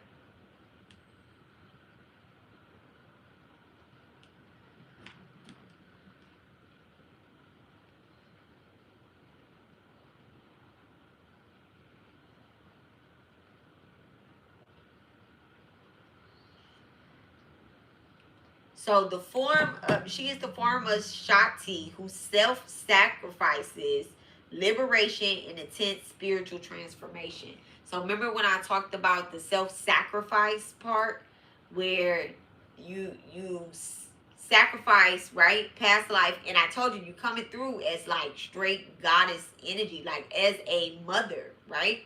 And so maybe there was a lifetime, I'm saying maybe very strongly here, where you did self-sacrifice for the people. You understand? For the family, for your children, for whomever, whatever. But at the end of the day, it was you choosing that this contract, this clock, okay, it's either me or them. I'm choosing myself, okay? And so, and you know, people held you to that. So this is Chinnamasta. All right? Where she severs her own head, right? And essentially, her blood is fed back into her friends, into her devotees. Not her friends, but her devotees, but absolutely her friends, right?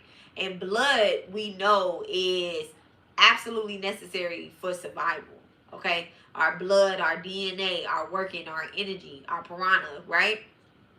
And so, the identity break, this is before the self-sacrifice, right? I'm going to give you a boundary, one boundary instruction, right? For the next few days, all right? For the next few days, do not fix anybody's problems, okay? Do not fix anybody's problems. Do not give emotional rescue. Do not emotionally rescue. If someone comes to you and it's, oh my God, I can't, you're like, you know what, I can do it, okay? Do not emotionally rescue anyone, all right? Do not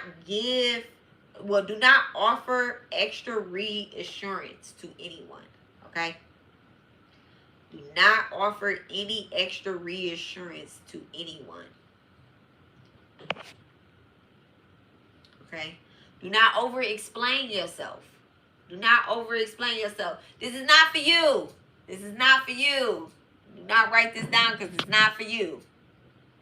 Look. Do not write this down because it's not for you. I know for sure you are not Rabbit. Okay? This is for Rabbit. These are consents for each individual person. All right? So don't, it may sound familiar, it may sound like it's yours, but it's not. Okay? It's not. All right? Do not offer any extra reassurance. Okay? Do not over-explain yourself.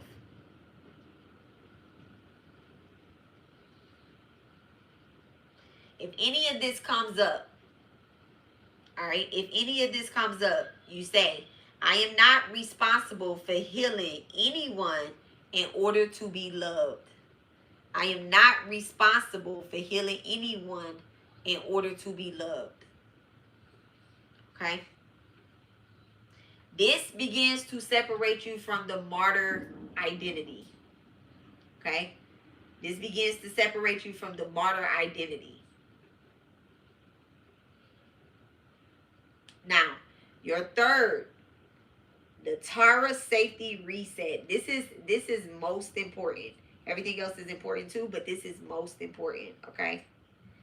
Because fear is what's driving your choices, okay? This is super important, all right? This is simple grounding once a day, every day, once a day, all right? Feet on the floor. Feet on the floor, slow breathing. When you do the heart exercise, put your feet on the floor. Don't cross your legs, okay? When you cross your legs, it does something different to your breath work. Okay, I'm sitting with my legs crossed. I'm actually breathing free and clear. I'm not emotionally attaching to this, yes, but I'm channeling energy. I'm actually channeling energy. I'm seeing things. I'm hearing things, right? So I am picking up. I'm reading down. I'm putting down for you guys. So I'm actually sitting with my legs crossed. But if I wanted to ground, when I get ready to ground, I'm gonna put my feet on the floor. Okay, actually, I'm going to go stand out there in that rain, y'all, and cleanse myself after this, to be honest. I'm loving that it's raining today, all right? I'm actually loving that it's raining, okay? So, emotional safety reset, all right? Put your feet on the ground, both feet on the ground, okay? Boots on the ground, all right? Once a day, feet on the floor, slow breathing, and say, I am safe even when I am alone. Loss is not happening right now. I am safe even when I am alone. Loss is not happening right now. Now, do not mix these up. Do not do the first one, the heart chakra one, right? And then do the grounding exercise. This is once a day. This is a once a day thing, all right? Because the heart exercise is basically you acknowledging that the grief happened. Okay, it mattered. It did matter. But I don't want you to take that and be like, I'm strong. Let me hold on to this. I'm safe. I'm safe when, and I'm safe whenever, whenever I'm alone. All right. It's fine. It's fine. You just need to do it once a day. Once a day. Not twice a day. Not 3 times a day. Not 4 times a day. Once a day. Ground. Okay. You're very close to your ancestors, to your spirits. Grounding can take place when you come out of the astros, as soon as you wake up, or it can take place at the end of the night before you go to sleep. Okay, it can go during, if you're having a really emotional day, then yes, do it through. And I'm saying a really emotional day, meaning that triggers are coming up. All right, grounding energy. I am safe even when I am alone. Loss is not happening right now. Okay? This teaches the nervous system to stop reacting to the past loss as if it is a current danger.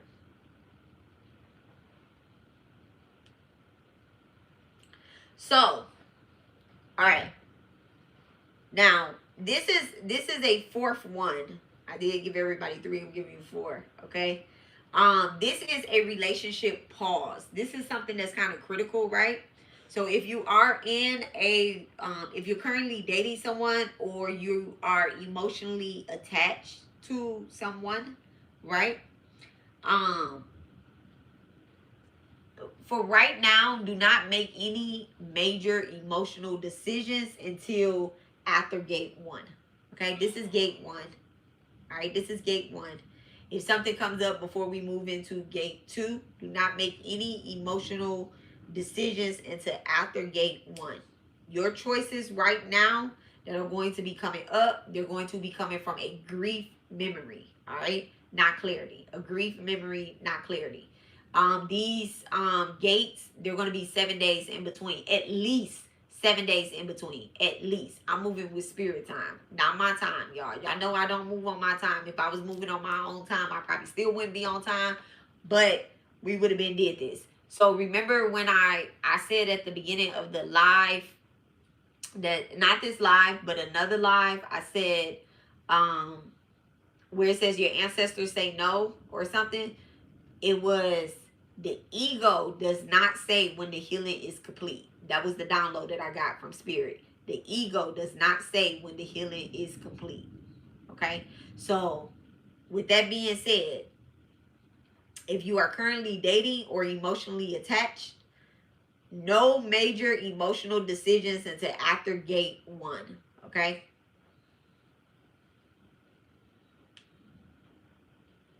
All right.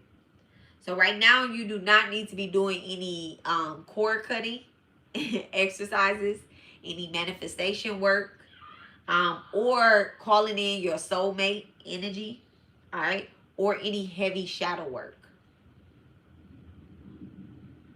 The system is mourning. It's still in mourning, all right. It's still in mourning survival mode.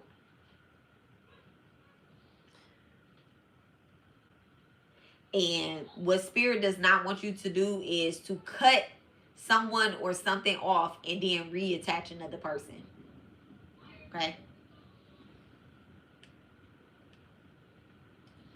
So it's not relationship karma that's coming up for you. It's not relationship karma. This is actually a lot of unresolved grief.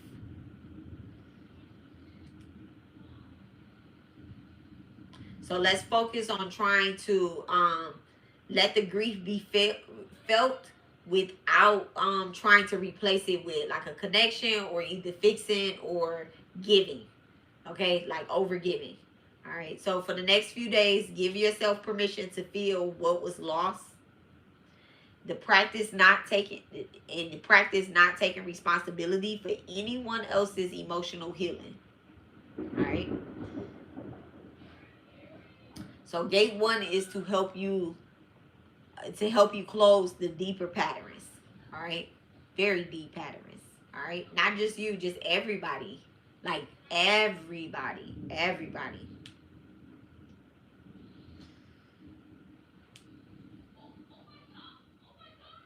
My son is so loud. Okay.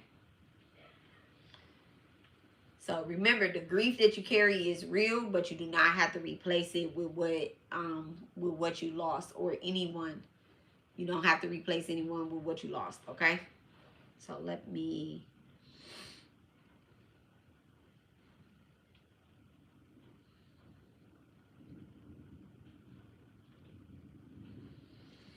So again, your focus statement is, well, not again, but your focus statement also is, I am safe to release the past. Betrayal no longer defines my future. Okay?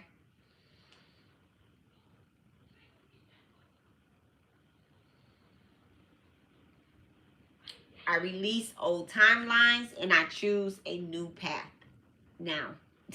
I choose a new path now. Okay? I release. So you have a combination of 2 focus statements. All right? You have a combination of 2 focus statements, but it's just one. Okay?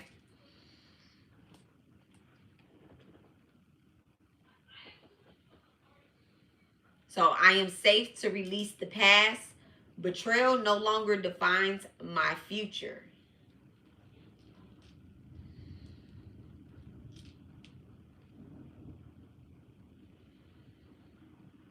I release old timelines and I choose a new path now. Now, I want to say this separately, right? Separately, because Leo and Rabbit, Leo, you have a focus statement, right? However, you're not necessarily choosing a new timeline. Okay? You're not necessarily choosing a new timeline. Okay? Some of the timeline is, it just needs to be unknotted. So this is why I'm telling y'all, everybody, I'm telling everybody, what I'm giving you is directly for you. Okay? All right?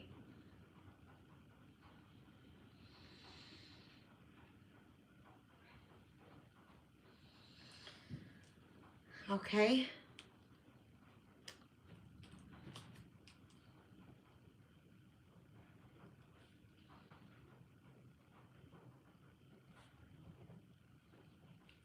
All right.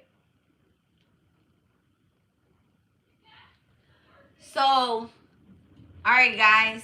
Now I am going to, because, I'm me. I'm me. I do this for myself too. Okay? I do this for myself. I'm about to sing a song, but I'm not.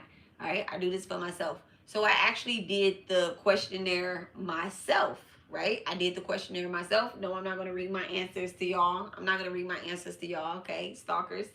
All right? But I am going to give my pattern. I am going to give my coordinates and the Mahavis, okay? Which is they're not interesting, but they're very interesting. The particular one was very interesting to me.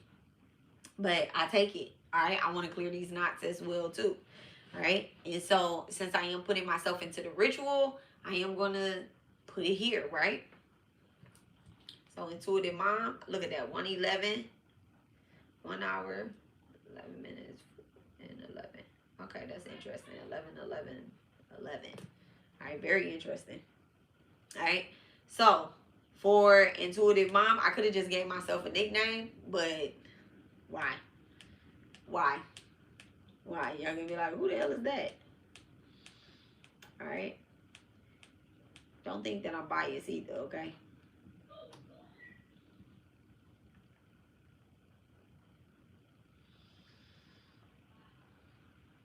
All right. So the core loop, all right, the primary loops, I'm gonna give all of this, all right. The main knots that shows is betrayal. The da da da da da. All right, it's betrayal, y'all. But anyway, so repeated experiences, people mirroring me, copying, stealing, projecting, and then avoiding accountability, y'all. Okay. So the soul transition. All right. So I'm not gonna talk about that. All right. So the soul memory says, if I shine, I will be attacked, copied, or betrayal. All right. So the psyche does two things at once. It pushes one to lead Dharma. Okay. It pushes one to lead. It creates hyper vigilance, which is like conflict energy but protective energy. Okay, so I feel as if there's a conflict, then I instantly go into protective mode, not just on other people but myself as well too. I start protecting my content. I'd be like, nah, I ain't about to share that. I'm not about to do this. Almost didn't do this live, y'all. Almost didn't do this live because there's conflict happening, right? But the real karmic knot is not one, Kali. The Kali knot. All right. Survival leadership. All right. Leading from defense mode, exposure mode, and battle readiness. All right. Instead of a sovereign supreme power detachment. Like, I'm not attached to this. Okay. I have a problem with detachment. When Kali energy is unbalanced, leaders become warriors 24/7. All right. Instead of the queen with the guards. All right. So when Kali's energy is unbalanced, leaders become warriors 24/7. All right. Instead of a queen with the guards. The second knot, which I already know, because I be doing these mantras, y'all. I be doing these mantras, so the energy be coming up. I just seen the orb. Knot 2, Balamuki shadow. Okay, Balamuki shadow. Yes, she is showing, even though this is still gate 1. So remember on someone's on, I think it was Queen Mother, that Matanji came in and Balavero came in, and also in Hookah, Matanji also came in as well. We're not even at Matanji. So I do know that we are advanced in, let me straighten my spine up too, because the energy is telling me to sit up, right? I'm getting, when I start to lean in, my posture gets off when I start getting nervous, if y'all don't know. But now y'all know. All right. So remember I said about balancing and everything. Matter of fact, let me get back into my stand so I can channel and not be in defense mode, right? Because I'm calling my own self out. I'm exposing myself. I'm putting my own energy out there, right? So clear. Thank you. All right. So I talked about how Matanji shows up in certain aspects of creating. I talked about that with hookah. I talked about the throat with Queen Mother as well, right? And Bolivar Bavari came up. So Balamuki's shadow, she is showing up and fighting enemies directly. The pattern is fighting enemies directly, engaging energy thieves, right? Responding to attacks energetically or emotionally. Oh, but the higher Balamuki lesson for myself is power is silence, okay? Not reactive. You welcome, you welcome. Look, so power is silence, not reaction, okay? Right now, the field feels reactive to disturbances, okay?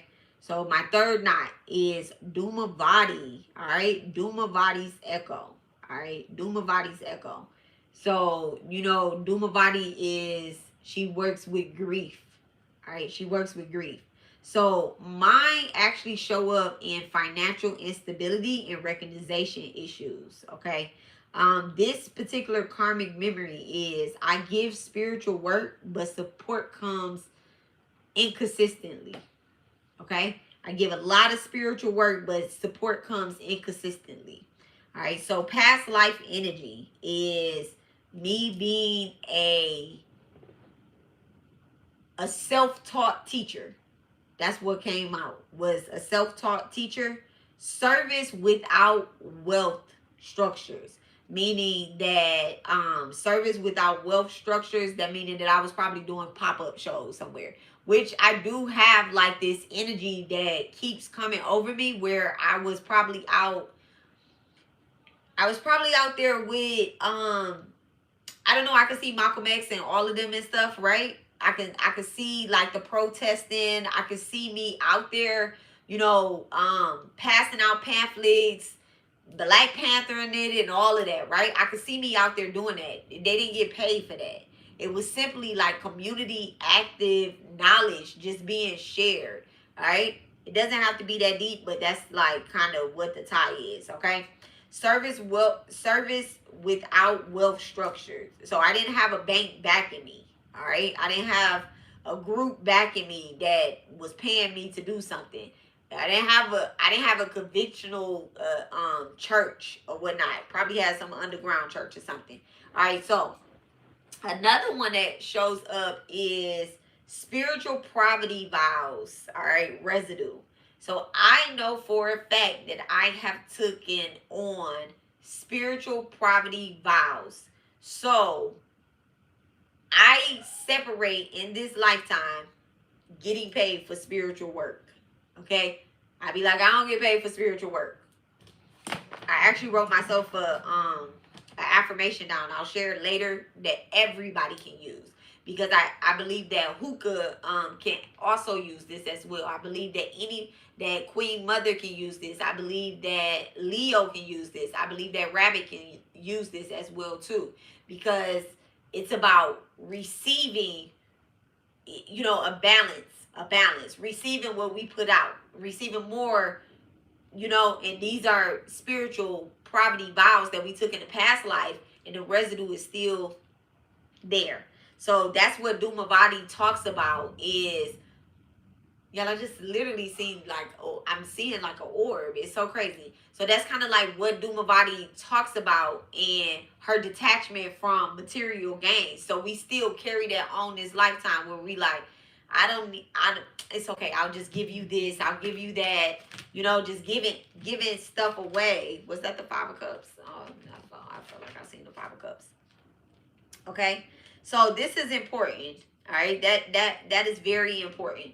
The fourth knot, right, is Chinnamasta's contracts, y'all. self-sacrifice energy, okay?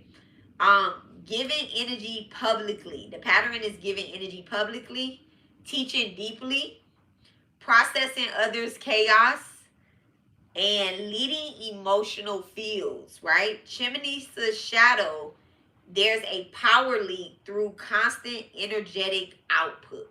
Okay, there's a power leak and constant energetic output. All right. So the Mahavidya alignment for myself is primary. The primary mothers for gate 1 is Kali, cut survival leadership trauma. Dhumavati, break poverty, recognition, karma. All right. Chinnamasta seals energy leaks. Okay. So Chinnamasta seals energy leaks. When she severs her head off, ego, detaches from the body, her blood, her life force is strictly going into her devotees, going into her friends, going into those that have poured their energy into her. There's no blood leaking onto the ground. There's no energy leaks, okay? So where Dhumavati showed up in y'all's as well, there should be no energy leak. There should be no splashes here where it's going to, their brother, their cousin, their family, their bloodline is going back to whom has poured into you. Those are two devotees that are side by side. Right hand man, left hand man. Okay? Woman. All right? Balamuki. So Balamuki showed up for me in advanced layer. Silence. Silence, Alexis. Silence, okay? Opposition through stillness, okay? Silence. Silence. Okay? I don't know how much my spirit team tells me to shut the fuck up. Okay? They be telling me, like, this person does not deserve this energy leak. They don't. They don't. Even if they betrayed you, they're not going to give you accountability, y'all. I be feeling like there's, like Kanye West feel like it's still bitches that owe him checks. Okay? Or sex. Whatever he said. I feel like it's bitches that owe me apologies. But I'm never going to get it. I know I'm never going to get it. And I still will eat them alive. With the drama, okay? With the energy. Like, with the energy. I will tear them a new one. Even right now, I want to tear them a new one, okay? So, this is what I'm pouring into my candles. This is what I'm pouring into the ritual for myself, okay? What I am actually healing is not people copying me, okay? It's not people copying me. It's leadership without protection. Word? It's leadership without protection. Power without containment. You ready? Containment, the action of keeping something harmful in control or within limits, okay? That's me sharing knowledge.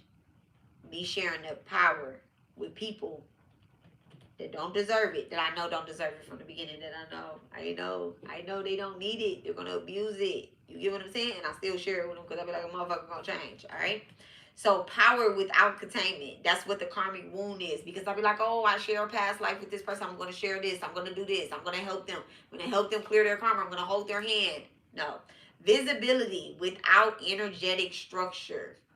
Okay? Visibility without energetic structure. I do know that I am working on this visibility without energetic structure, because what I'm starting to do is to be better at grounding myself before I hop online. Okay? Before I hop online. Not after I hop online. Before I hop online. So this is also showing up in, I believe that we talked about that knot with Rabbit, right? We talked about that knot with Rabbit, and I said the grounding can happen here or there, but not while we're dealing with this with this particular heart chakra thing, right? So visibility without energetic structure, all right? So it needs to be an energetic structure, all right? And the soul is healing, okay? The soul is healing, but it's also learning. Let me change that. Let me change that. Thanks so much, Spirit. The soul is learning. This soul that I'm carrying right now is learning. Okay? It's learning. All right? So, supreme leadership does not react, is not reactive leadership. Okay?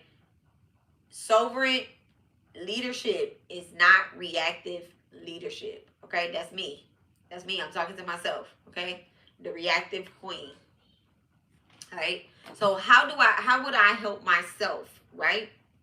My daily statement, and I'm giving y'all this, My daily statement is, I do not fight shadows. All right. I stand, the shadow falls. I do not fight shadows. I stand, the shadow falls. Okay. No energetic battles, no mental arguments. Okay, no energetic battles, no mental arguments. Dhumavati's reset, number 2, for me, myself.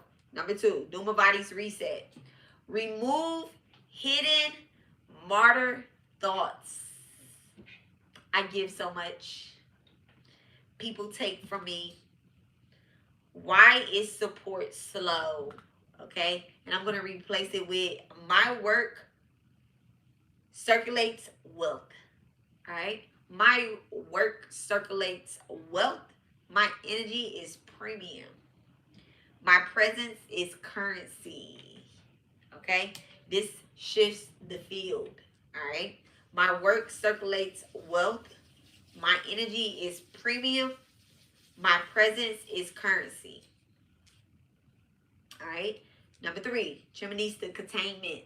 All right? Chinnamasta's containment. All right? Severing of the head, energy being fed, right? After teaching or posting online, I'm going to place my hand on my heart, my hand on my solar plex, and all energy given returns multiplied. Nothing leaves me unpaid. I want everybody to do that. Hand on the heart, hand on the solar plex. Your solar plex is like right at your belly button, okay? Like right a little bit above, okay? Not your lower tummy, but like your stomach, okay? All right? All energy given returns multiplied. Nothing leaves me unpaid, okay? This will help those vows of past life poverty and debt and all of that, okay? This is where we create from, our solar plexus, and this is where we heal from, and we learn. And then the Venus energy actually governs the heart, right? And that is wealth.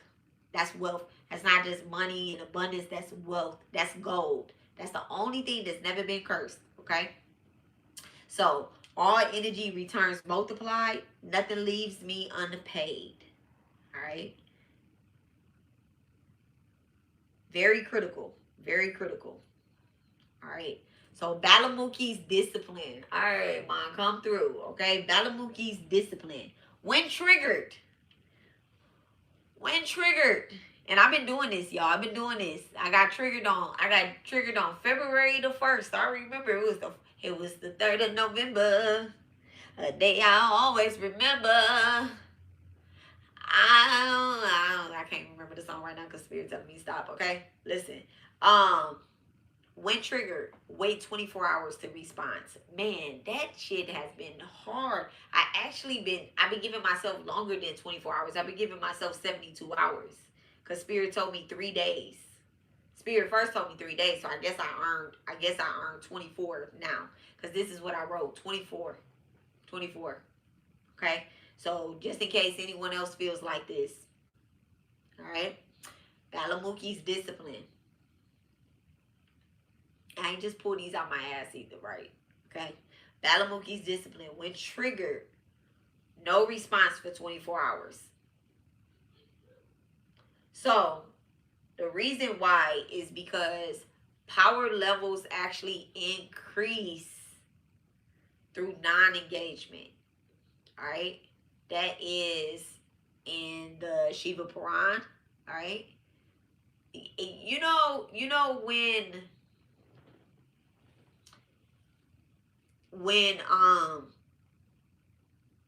Parvati. It's Parvati. It's the story of Parvati and Shiva. When she was first coming to him, he was in a meditative state, right? He's meditating. He hasn't opened his eyes or anything, right? And she constantly coming to him doing penance. She's constantly coming to him. And she's like, I know you my husband. Now, Lord Shiva knows that that's his boo, right? She know. He know. He know. She don't actually know. But she had to go out. She had to do a lot of things. And he like, oh my goodness, I can't wait for my girl to get her shit together with her, where she doesn't just want a response and then we just go back into it. Because he was like, nah, you self-sacrificed the last lifetime through Sita, right? Wait, I'm sorry. Sati, not Sita. Sorry. Sati, right? She self-sacrificed. She walked into the fire because her father was disrespecting Lord Shiva. I was like, I don't care about him disrespecting me. That's his problem. But she cared. She cared. Okay? So, Sati, doing that, when she was reincarnated as Goddess Parvati, Shiva said, I'm going to stay in this meditative state until you stop expecting a response from me and you build your power up to get me to open my eyes and recognize you as my wife, as the Adi Shakti, until you know yourself. So, right here, power level right now increases through non-engagement, not exposure. Okay? All right? So,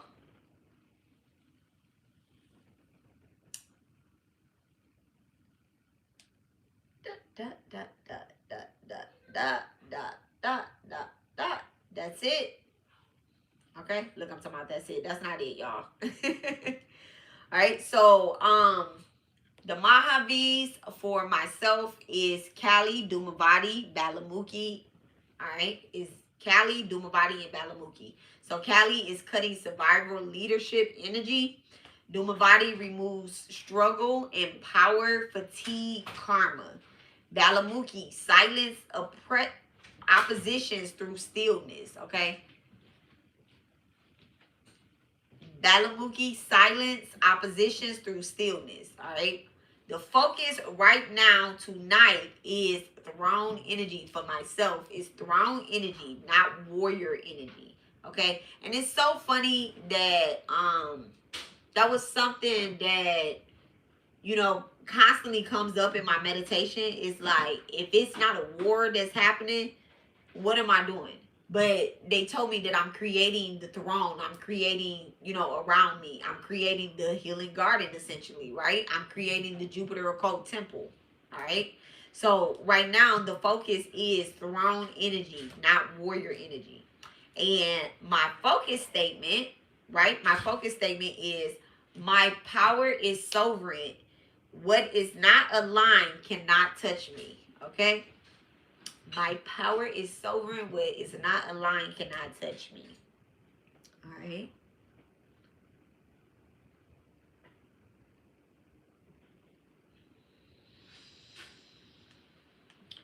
Woo.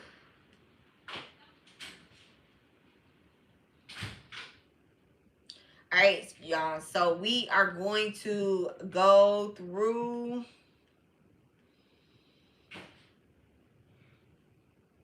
I think I went through everybody. I did get through everybody.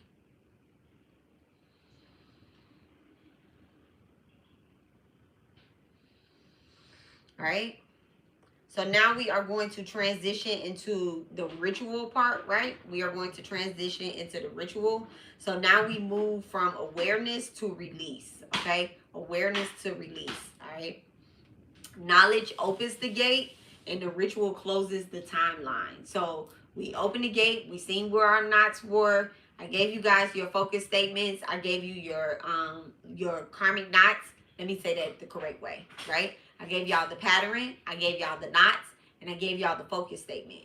What I want y'all to do is, I want y'all to get a pen and a piece of paper. Get a pen and a piece of paper that was required, all right, for this particular ritual. A pen and a piece of paper. A cup of water. We got our water, okay? A cup of water or a bowl of water. And then you can have a black candle. You do not have to do this all tonight. You can do it when you have time. All right, like I said, this will be here forever. Okay, it will have timestamps on it as well. Let me put the timestamp for the start of the ritual. I love you. All right, let me give y'all shout out to my husband. He is so understanding. Okay, he is so understanding, y'all. All right, it's Valentine's Day, y'all. It's Valentine's Day. All right, but this was very important for us to do. It's very important for us to do and take care of. Okay, Spirit knows. That's why He made it rain.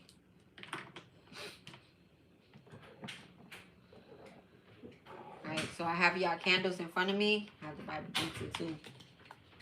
All right. So remember, I'm doing the ritual for us as well.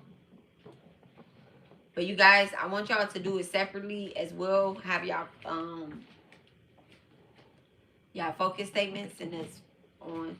All right. So pen and a piece of paper, a bowl of water, and a candle. Okay. I have everyone's big candle in front of me right now. All right. So I want y'all to write on your paper, right? I want y'all to write one word that represents what you are releasing, okay? Do not put it in the comments. You're going to put it on a piece of paper, what you are releasing, all right? What you are releasing. So I'm going to write mine as well.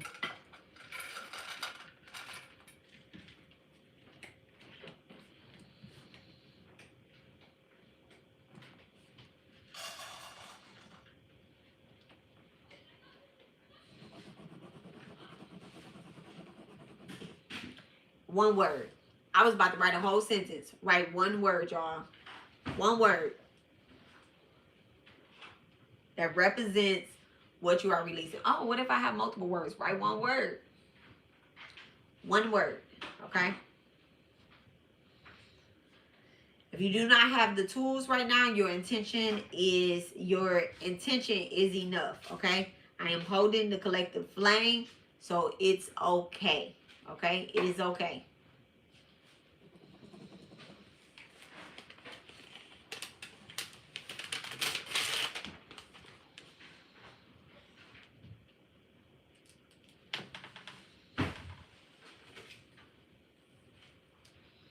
All right. After you wrote that, I want you guys to hold your piece of paper, right?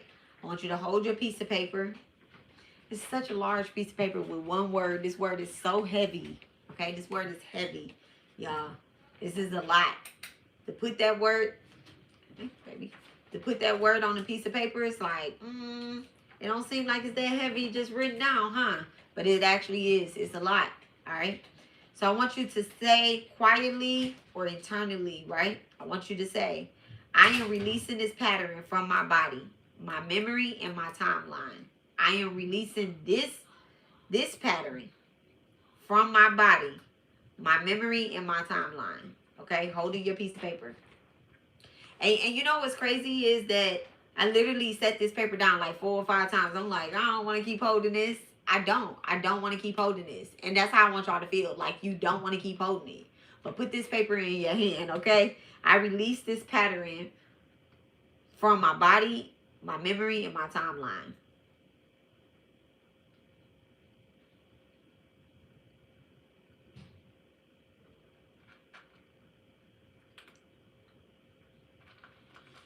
All right. So if you have the water in front of you, what you're going to do is you are going to either dip the piece of paper in the water, submerging it, drowning it, basically, right? I said dip though. I didn't say put that whole paper in there. Because look at y'all. Y'all ready for this boy to drown. You're like, you know what? I'm about to drown the hell out of this paper, okay? But this is going to represent crossing out of the old timeline. This is Mantara, carrying your soul safely forward, okay? Remember, Mantara came up at the churning of the ocean. So the water represents the ocean, okay? The water is very, very, very, very healing. But we are going to dip the piece of paper in the water, all right? And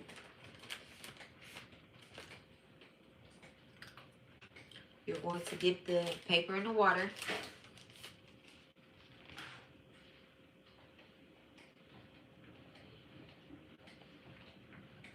All right.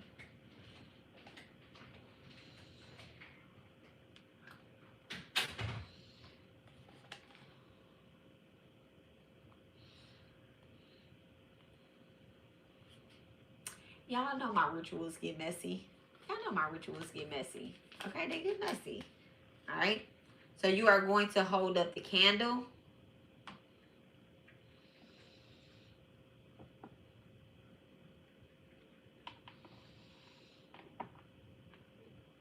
I'm going to hold up each person's candle too. Okay. So you're going to hold up the candle and you're going to say, by the authority of the Divine Mother, this flame burns the collective karma. Okay.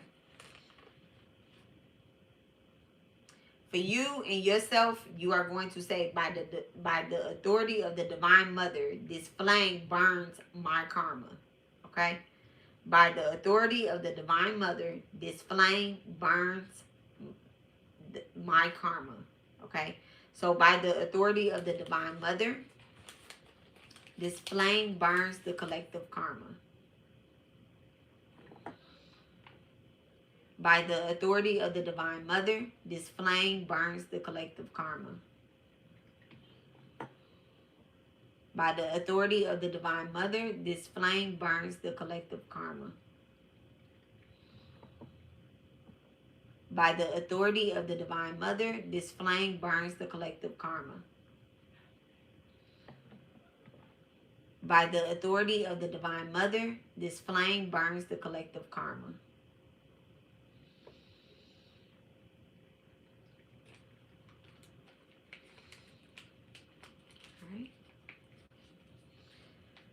So Kali cuts the cord.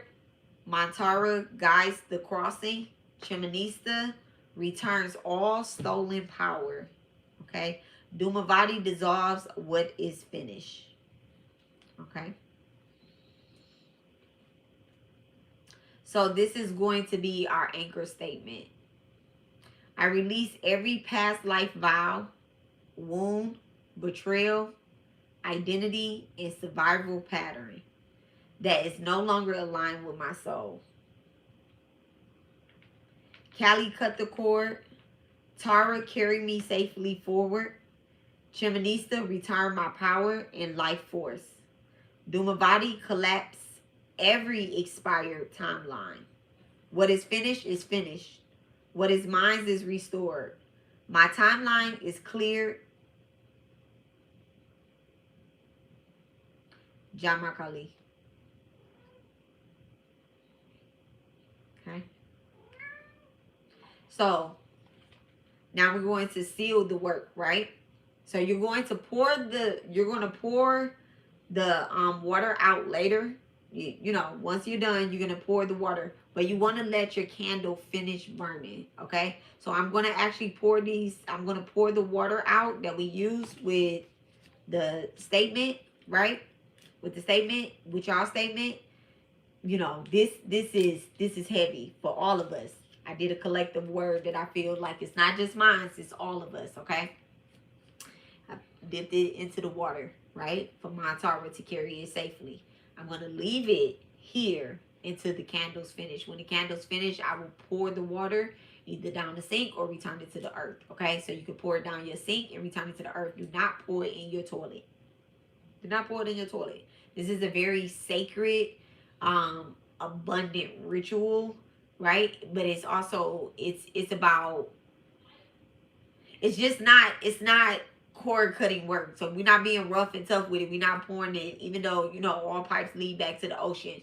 We're gonna pour it down our sink, because if something was to fall in your sink, you will pick it up and you will still touch it. If something go in the toilet, you like, it's almost like I put my hand in that toilet. You get what I'm saying?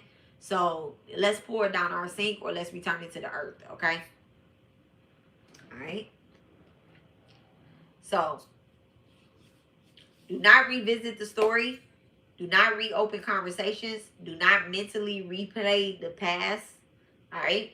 Gate 1 closes when you stop feeding old timelines. Gate 1 closes when you stop feeding old timelines. All right.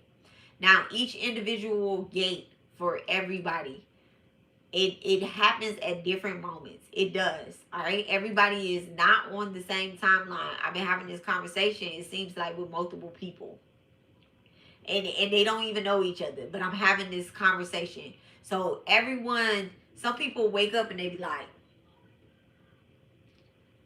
that just happened. I just got chills. Like, that just happened.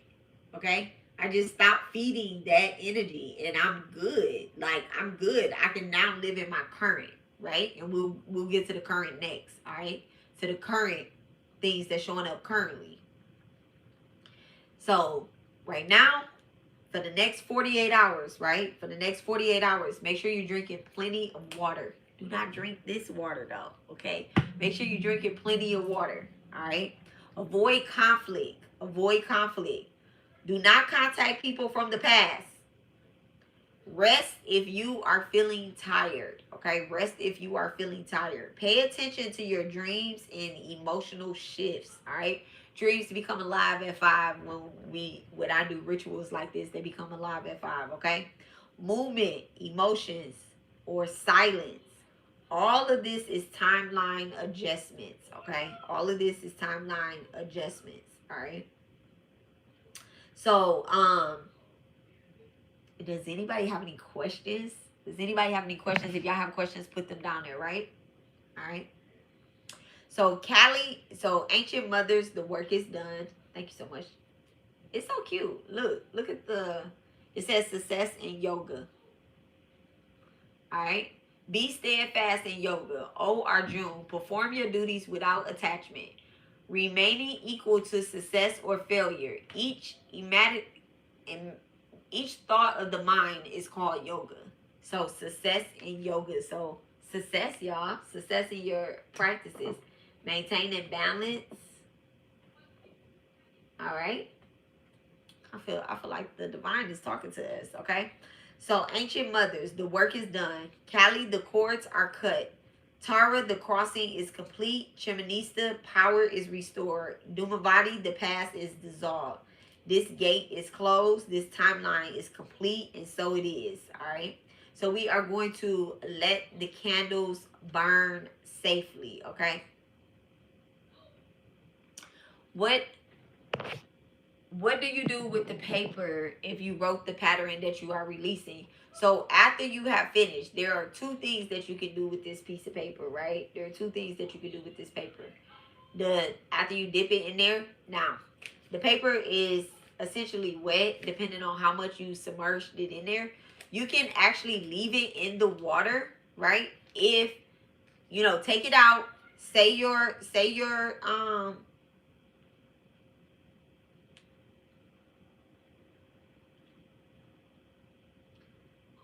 anchoring statement, which is, I release every past vow, wound, betrayal, and identity, survival pattern that no longer is aligned with my soul. Kali, cut the cord. Tara, carry me safely forward. Chinnamasta, return my power and life force. Dhumavati, collapse every expired timeline. What is finished is finished. What is mine is restored. My timeline is cleared, right? Wait a minute. Now, you can take this piece of paper, because the water is going to stay there as the candles burn. You can take this piece of paper, you can put it inside of the water. Once you're done with it, you can return it to the earth. It's paper. It's paper. I know some people may think that it's litter, but it's paper. You return it to the earth, you can bury it, or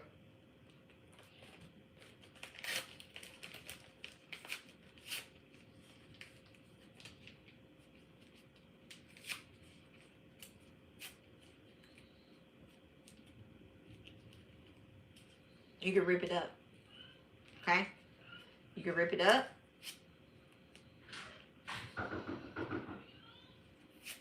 One second, y'all. And put it in the trash.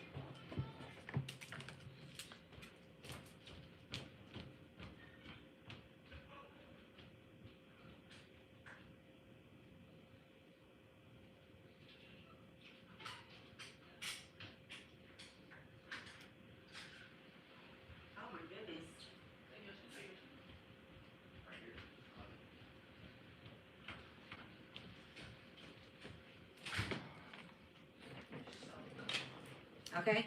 You can rip it up, and put it in the trash. It's done. It's over. All right? It's complete. All right?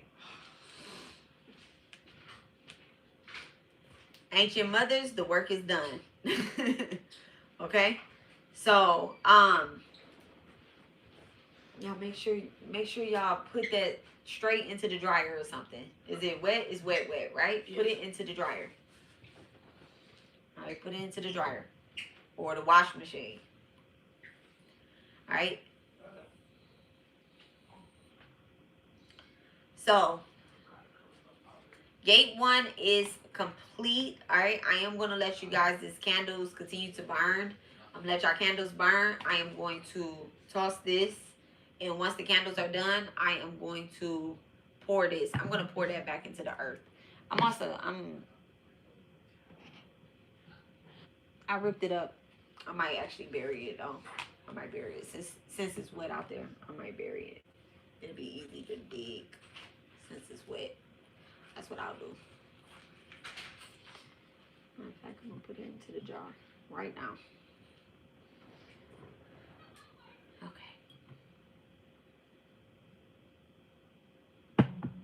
Okay? Don't overthink it. Don't overthink it. It's okay. That's gone. That's done. We have no emotional attachment to that. We have no attachment to that. That ain't even us no more. We ain't even there. We didn't break any vows. We didn't betray anything. We didn't forsake anything. We didn't mess up anything. We good. Okay? We good. You are lighter once you enter into, like, okay, that's cool. All right? All right. Any more questions?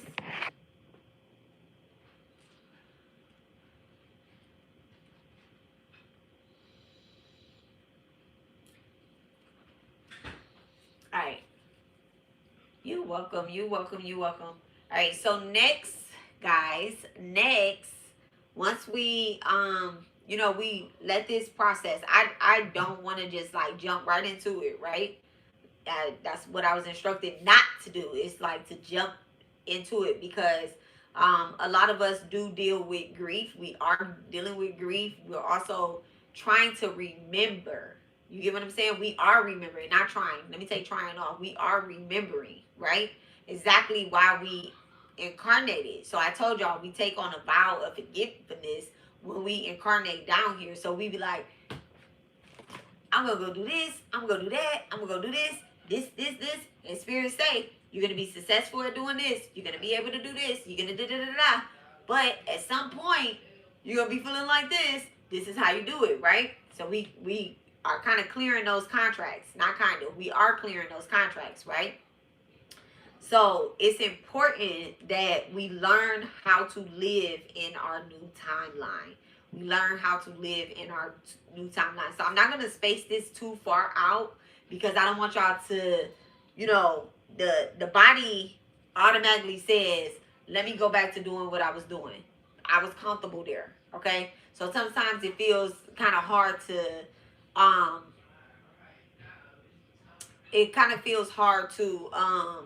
stop certain patterns, right? But that's where Balamuki shows up for us. Like, I mean, she shows up and shows out.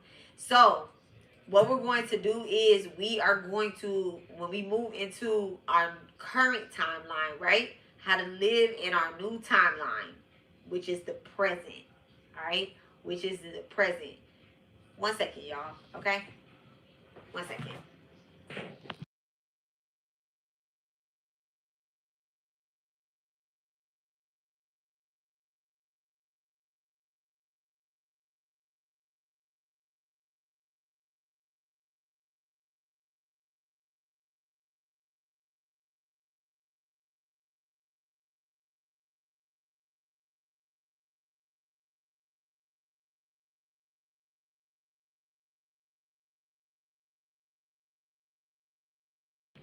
Y'all seen how fast I just walked? The son come in here playing all that loud music. Like, no, boy, doing a ritual. I told you that before. That's why you left. Okay? So, so the next we're going to do is we're going to get into our current timeline. Okay? All right. So, But we're not going to get into it today. I will post it. I'll keep you guys posted. If you guys have questions, right? If you have questions, re-watch the video, okay? Re-watch the video before you message me, okay? Re-watch the video before you message me. And just kind of, I know that sounds very different from what I would normally say. I would normally say, you know, hit me up and ask me. But I believe that I gave each person a good amount of information to process. All right, a good amount of information to process. Do not overthink. Do not overthink. That's one of the things that stop us from coming into the presence is overthinking and trying to control the past. Okay, control the past. So just remember that. Okay.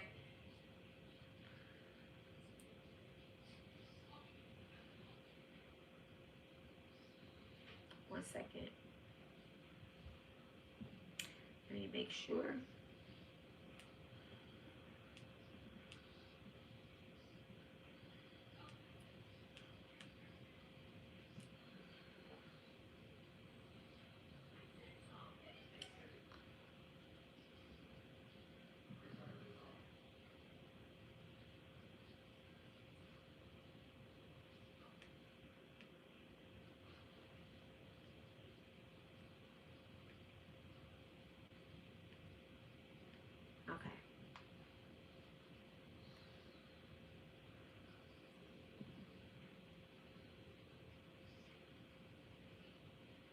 Okay. I just want to make sure that I gave everybody everything. Okay.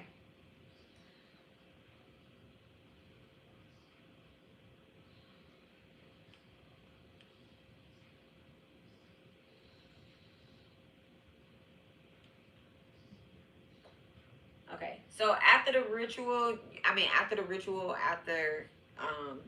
this particular live, you guys might feel, you know, tired or really like honestly, you might feel quiet.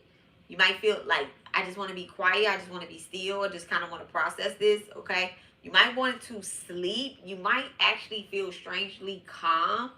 Um, so that is the workings of Mantara, okay? That is the workings of Mantara. So like just kind of thinking about things and thinking about, you know, like, dang, what is that goal that I had? What is that emotion or what is that feeling or what is that I did? You know, like did I do that? Type of energy. So you're asking a lot of your inner questions, okay? So don't try to process who hurt me, what did it, how can I control this, or how can I organize that thought, or you know, don't get into making a lot of lists, okay, during this time. So I also want to point out too that it is something that's going on in the universe right now. We have a is it a solar eclipse or is it a lunar eclipse? Let me look and see.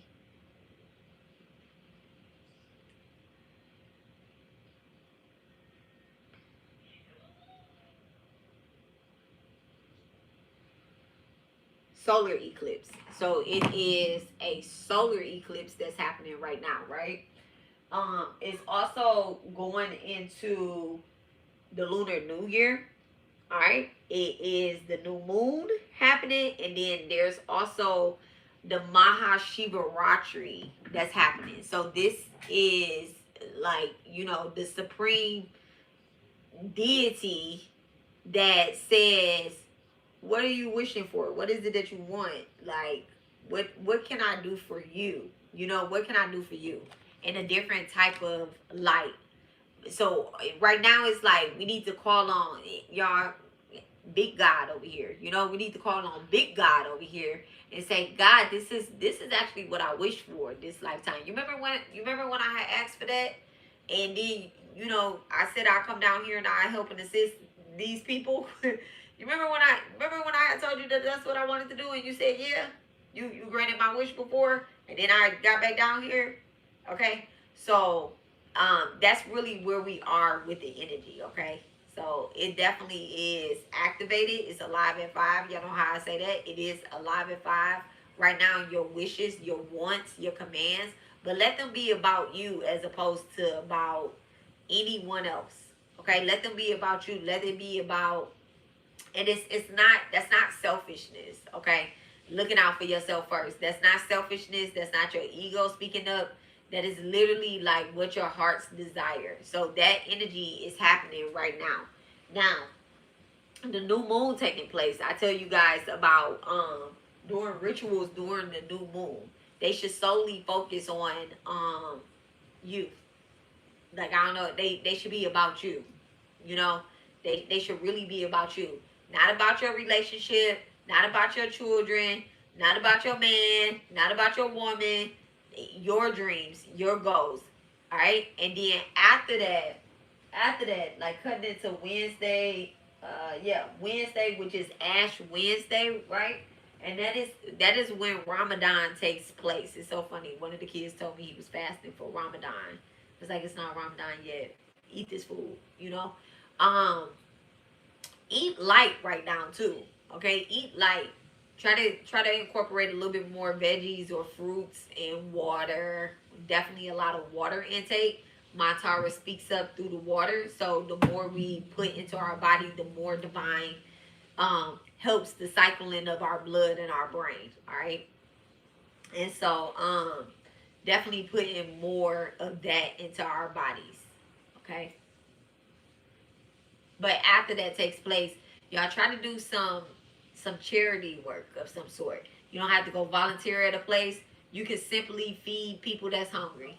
Okay? However that shows up in your life, handing out a plate, not giving away money necessarily, but like actually like feeding somebody, or either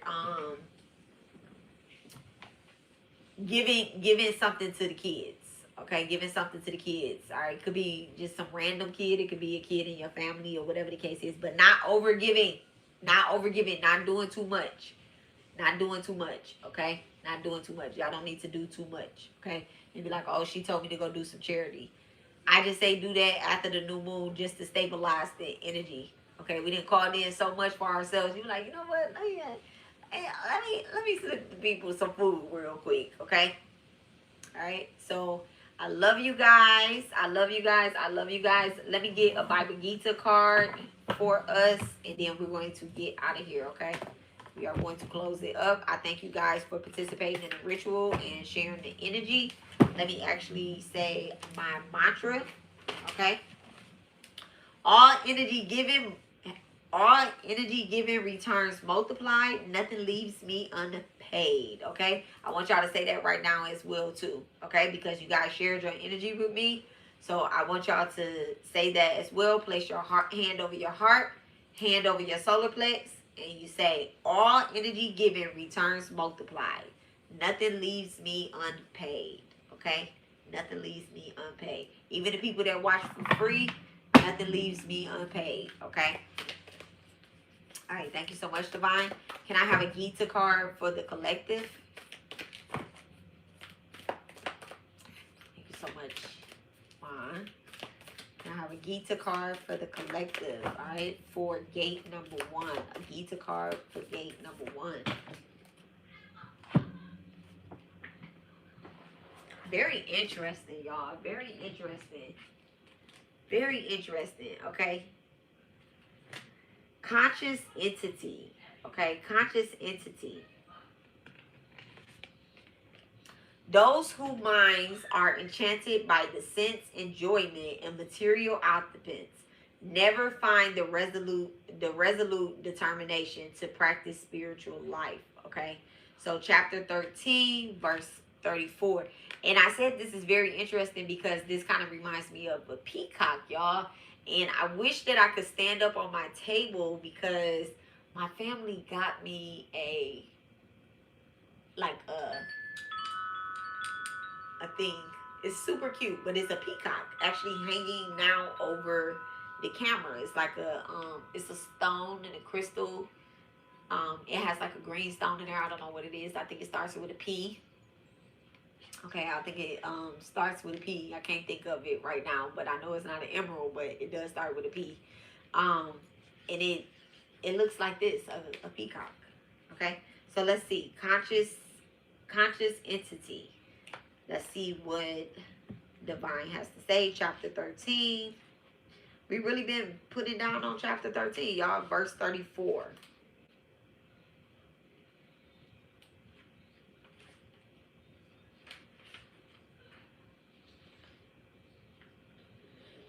Oh, it's the last verse of the chapter too. So the question, let's see what the question was.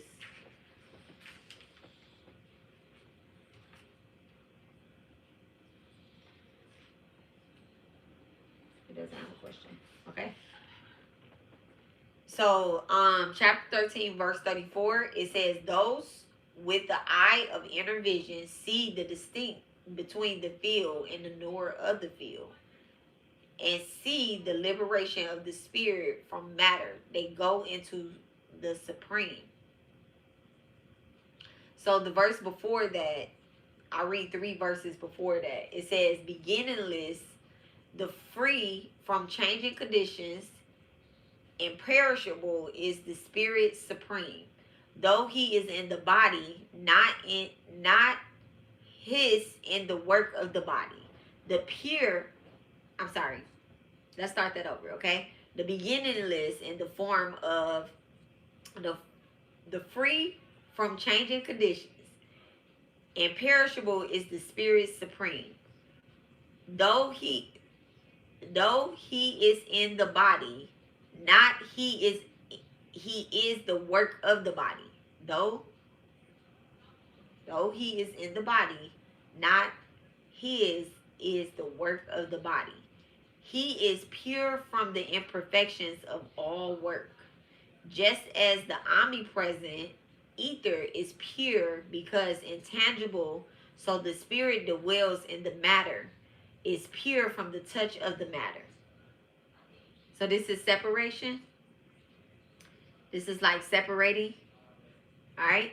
And even as one sun gives light to all things in the world, so the Lord of the field gives light to all of the fields. Those who are with the eye of the inner vision see the distinct between the field and the knower of the field. See the supreme liberation of spirit from the matter. They go into the supreme. 731. Angel numbers. Okay. Give me 1 second.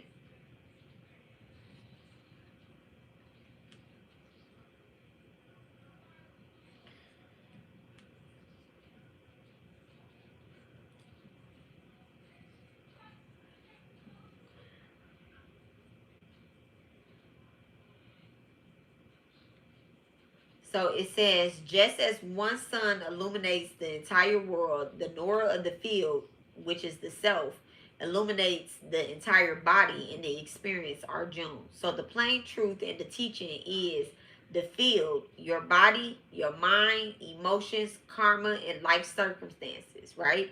The knower is the awareness watching all of it. So this verse is saying your fears, your wounds, your patterns, your trauma, your success and your failures, all of that is the field. But you are the light seeing the field. Okay? You are the light seeing the field. And the light is not damaged by what it illuminates. Okay? Just like the sun shines on the mud, the gold, the war, the temples, and the ocean, but remains untouched. Damn, deep. Alright? So why this verse matters for your work?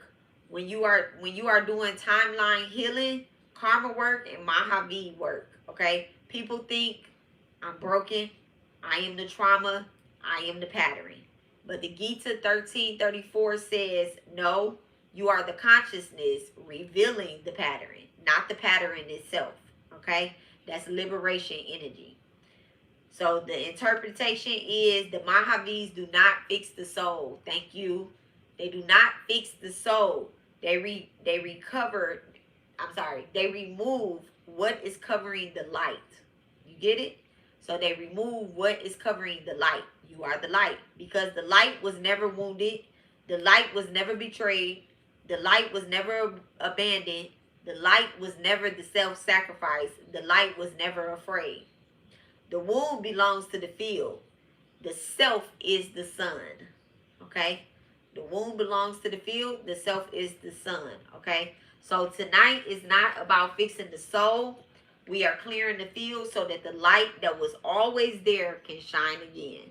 I love that. I love that. I love that. I love that. Okay? So again, you are the witness, not the story.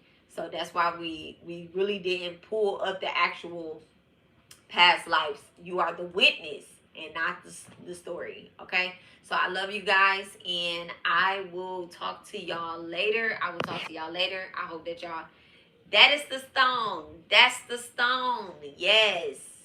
Peridot. Yes, that is the stone. That's the stone that's in there. Thank you. Thank you. Thank you. Thank you. All right. So I love you guys, and I will talk to y'all later. Y'all have a wonderful evening on purpose. Okay, y'all have a wonderful evening on purpose, as my babes Abby would say. And I thank everybody for participating. Okay, again, all energy given returns multiplied. Nothing leaves me unpaid. Okay, get paid, young baby, get paid. Get paid, young baby, get paid. Get paid, young baby, get paid. Okay, peace, y'all. Love y'all.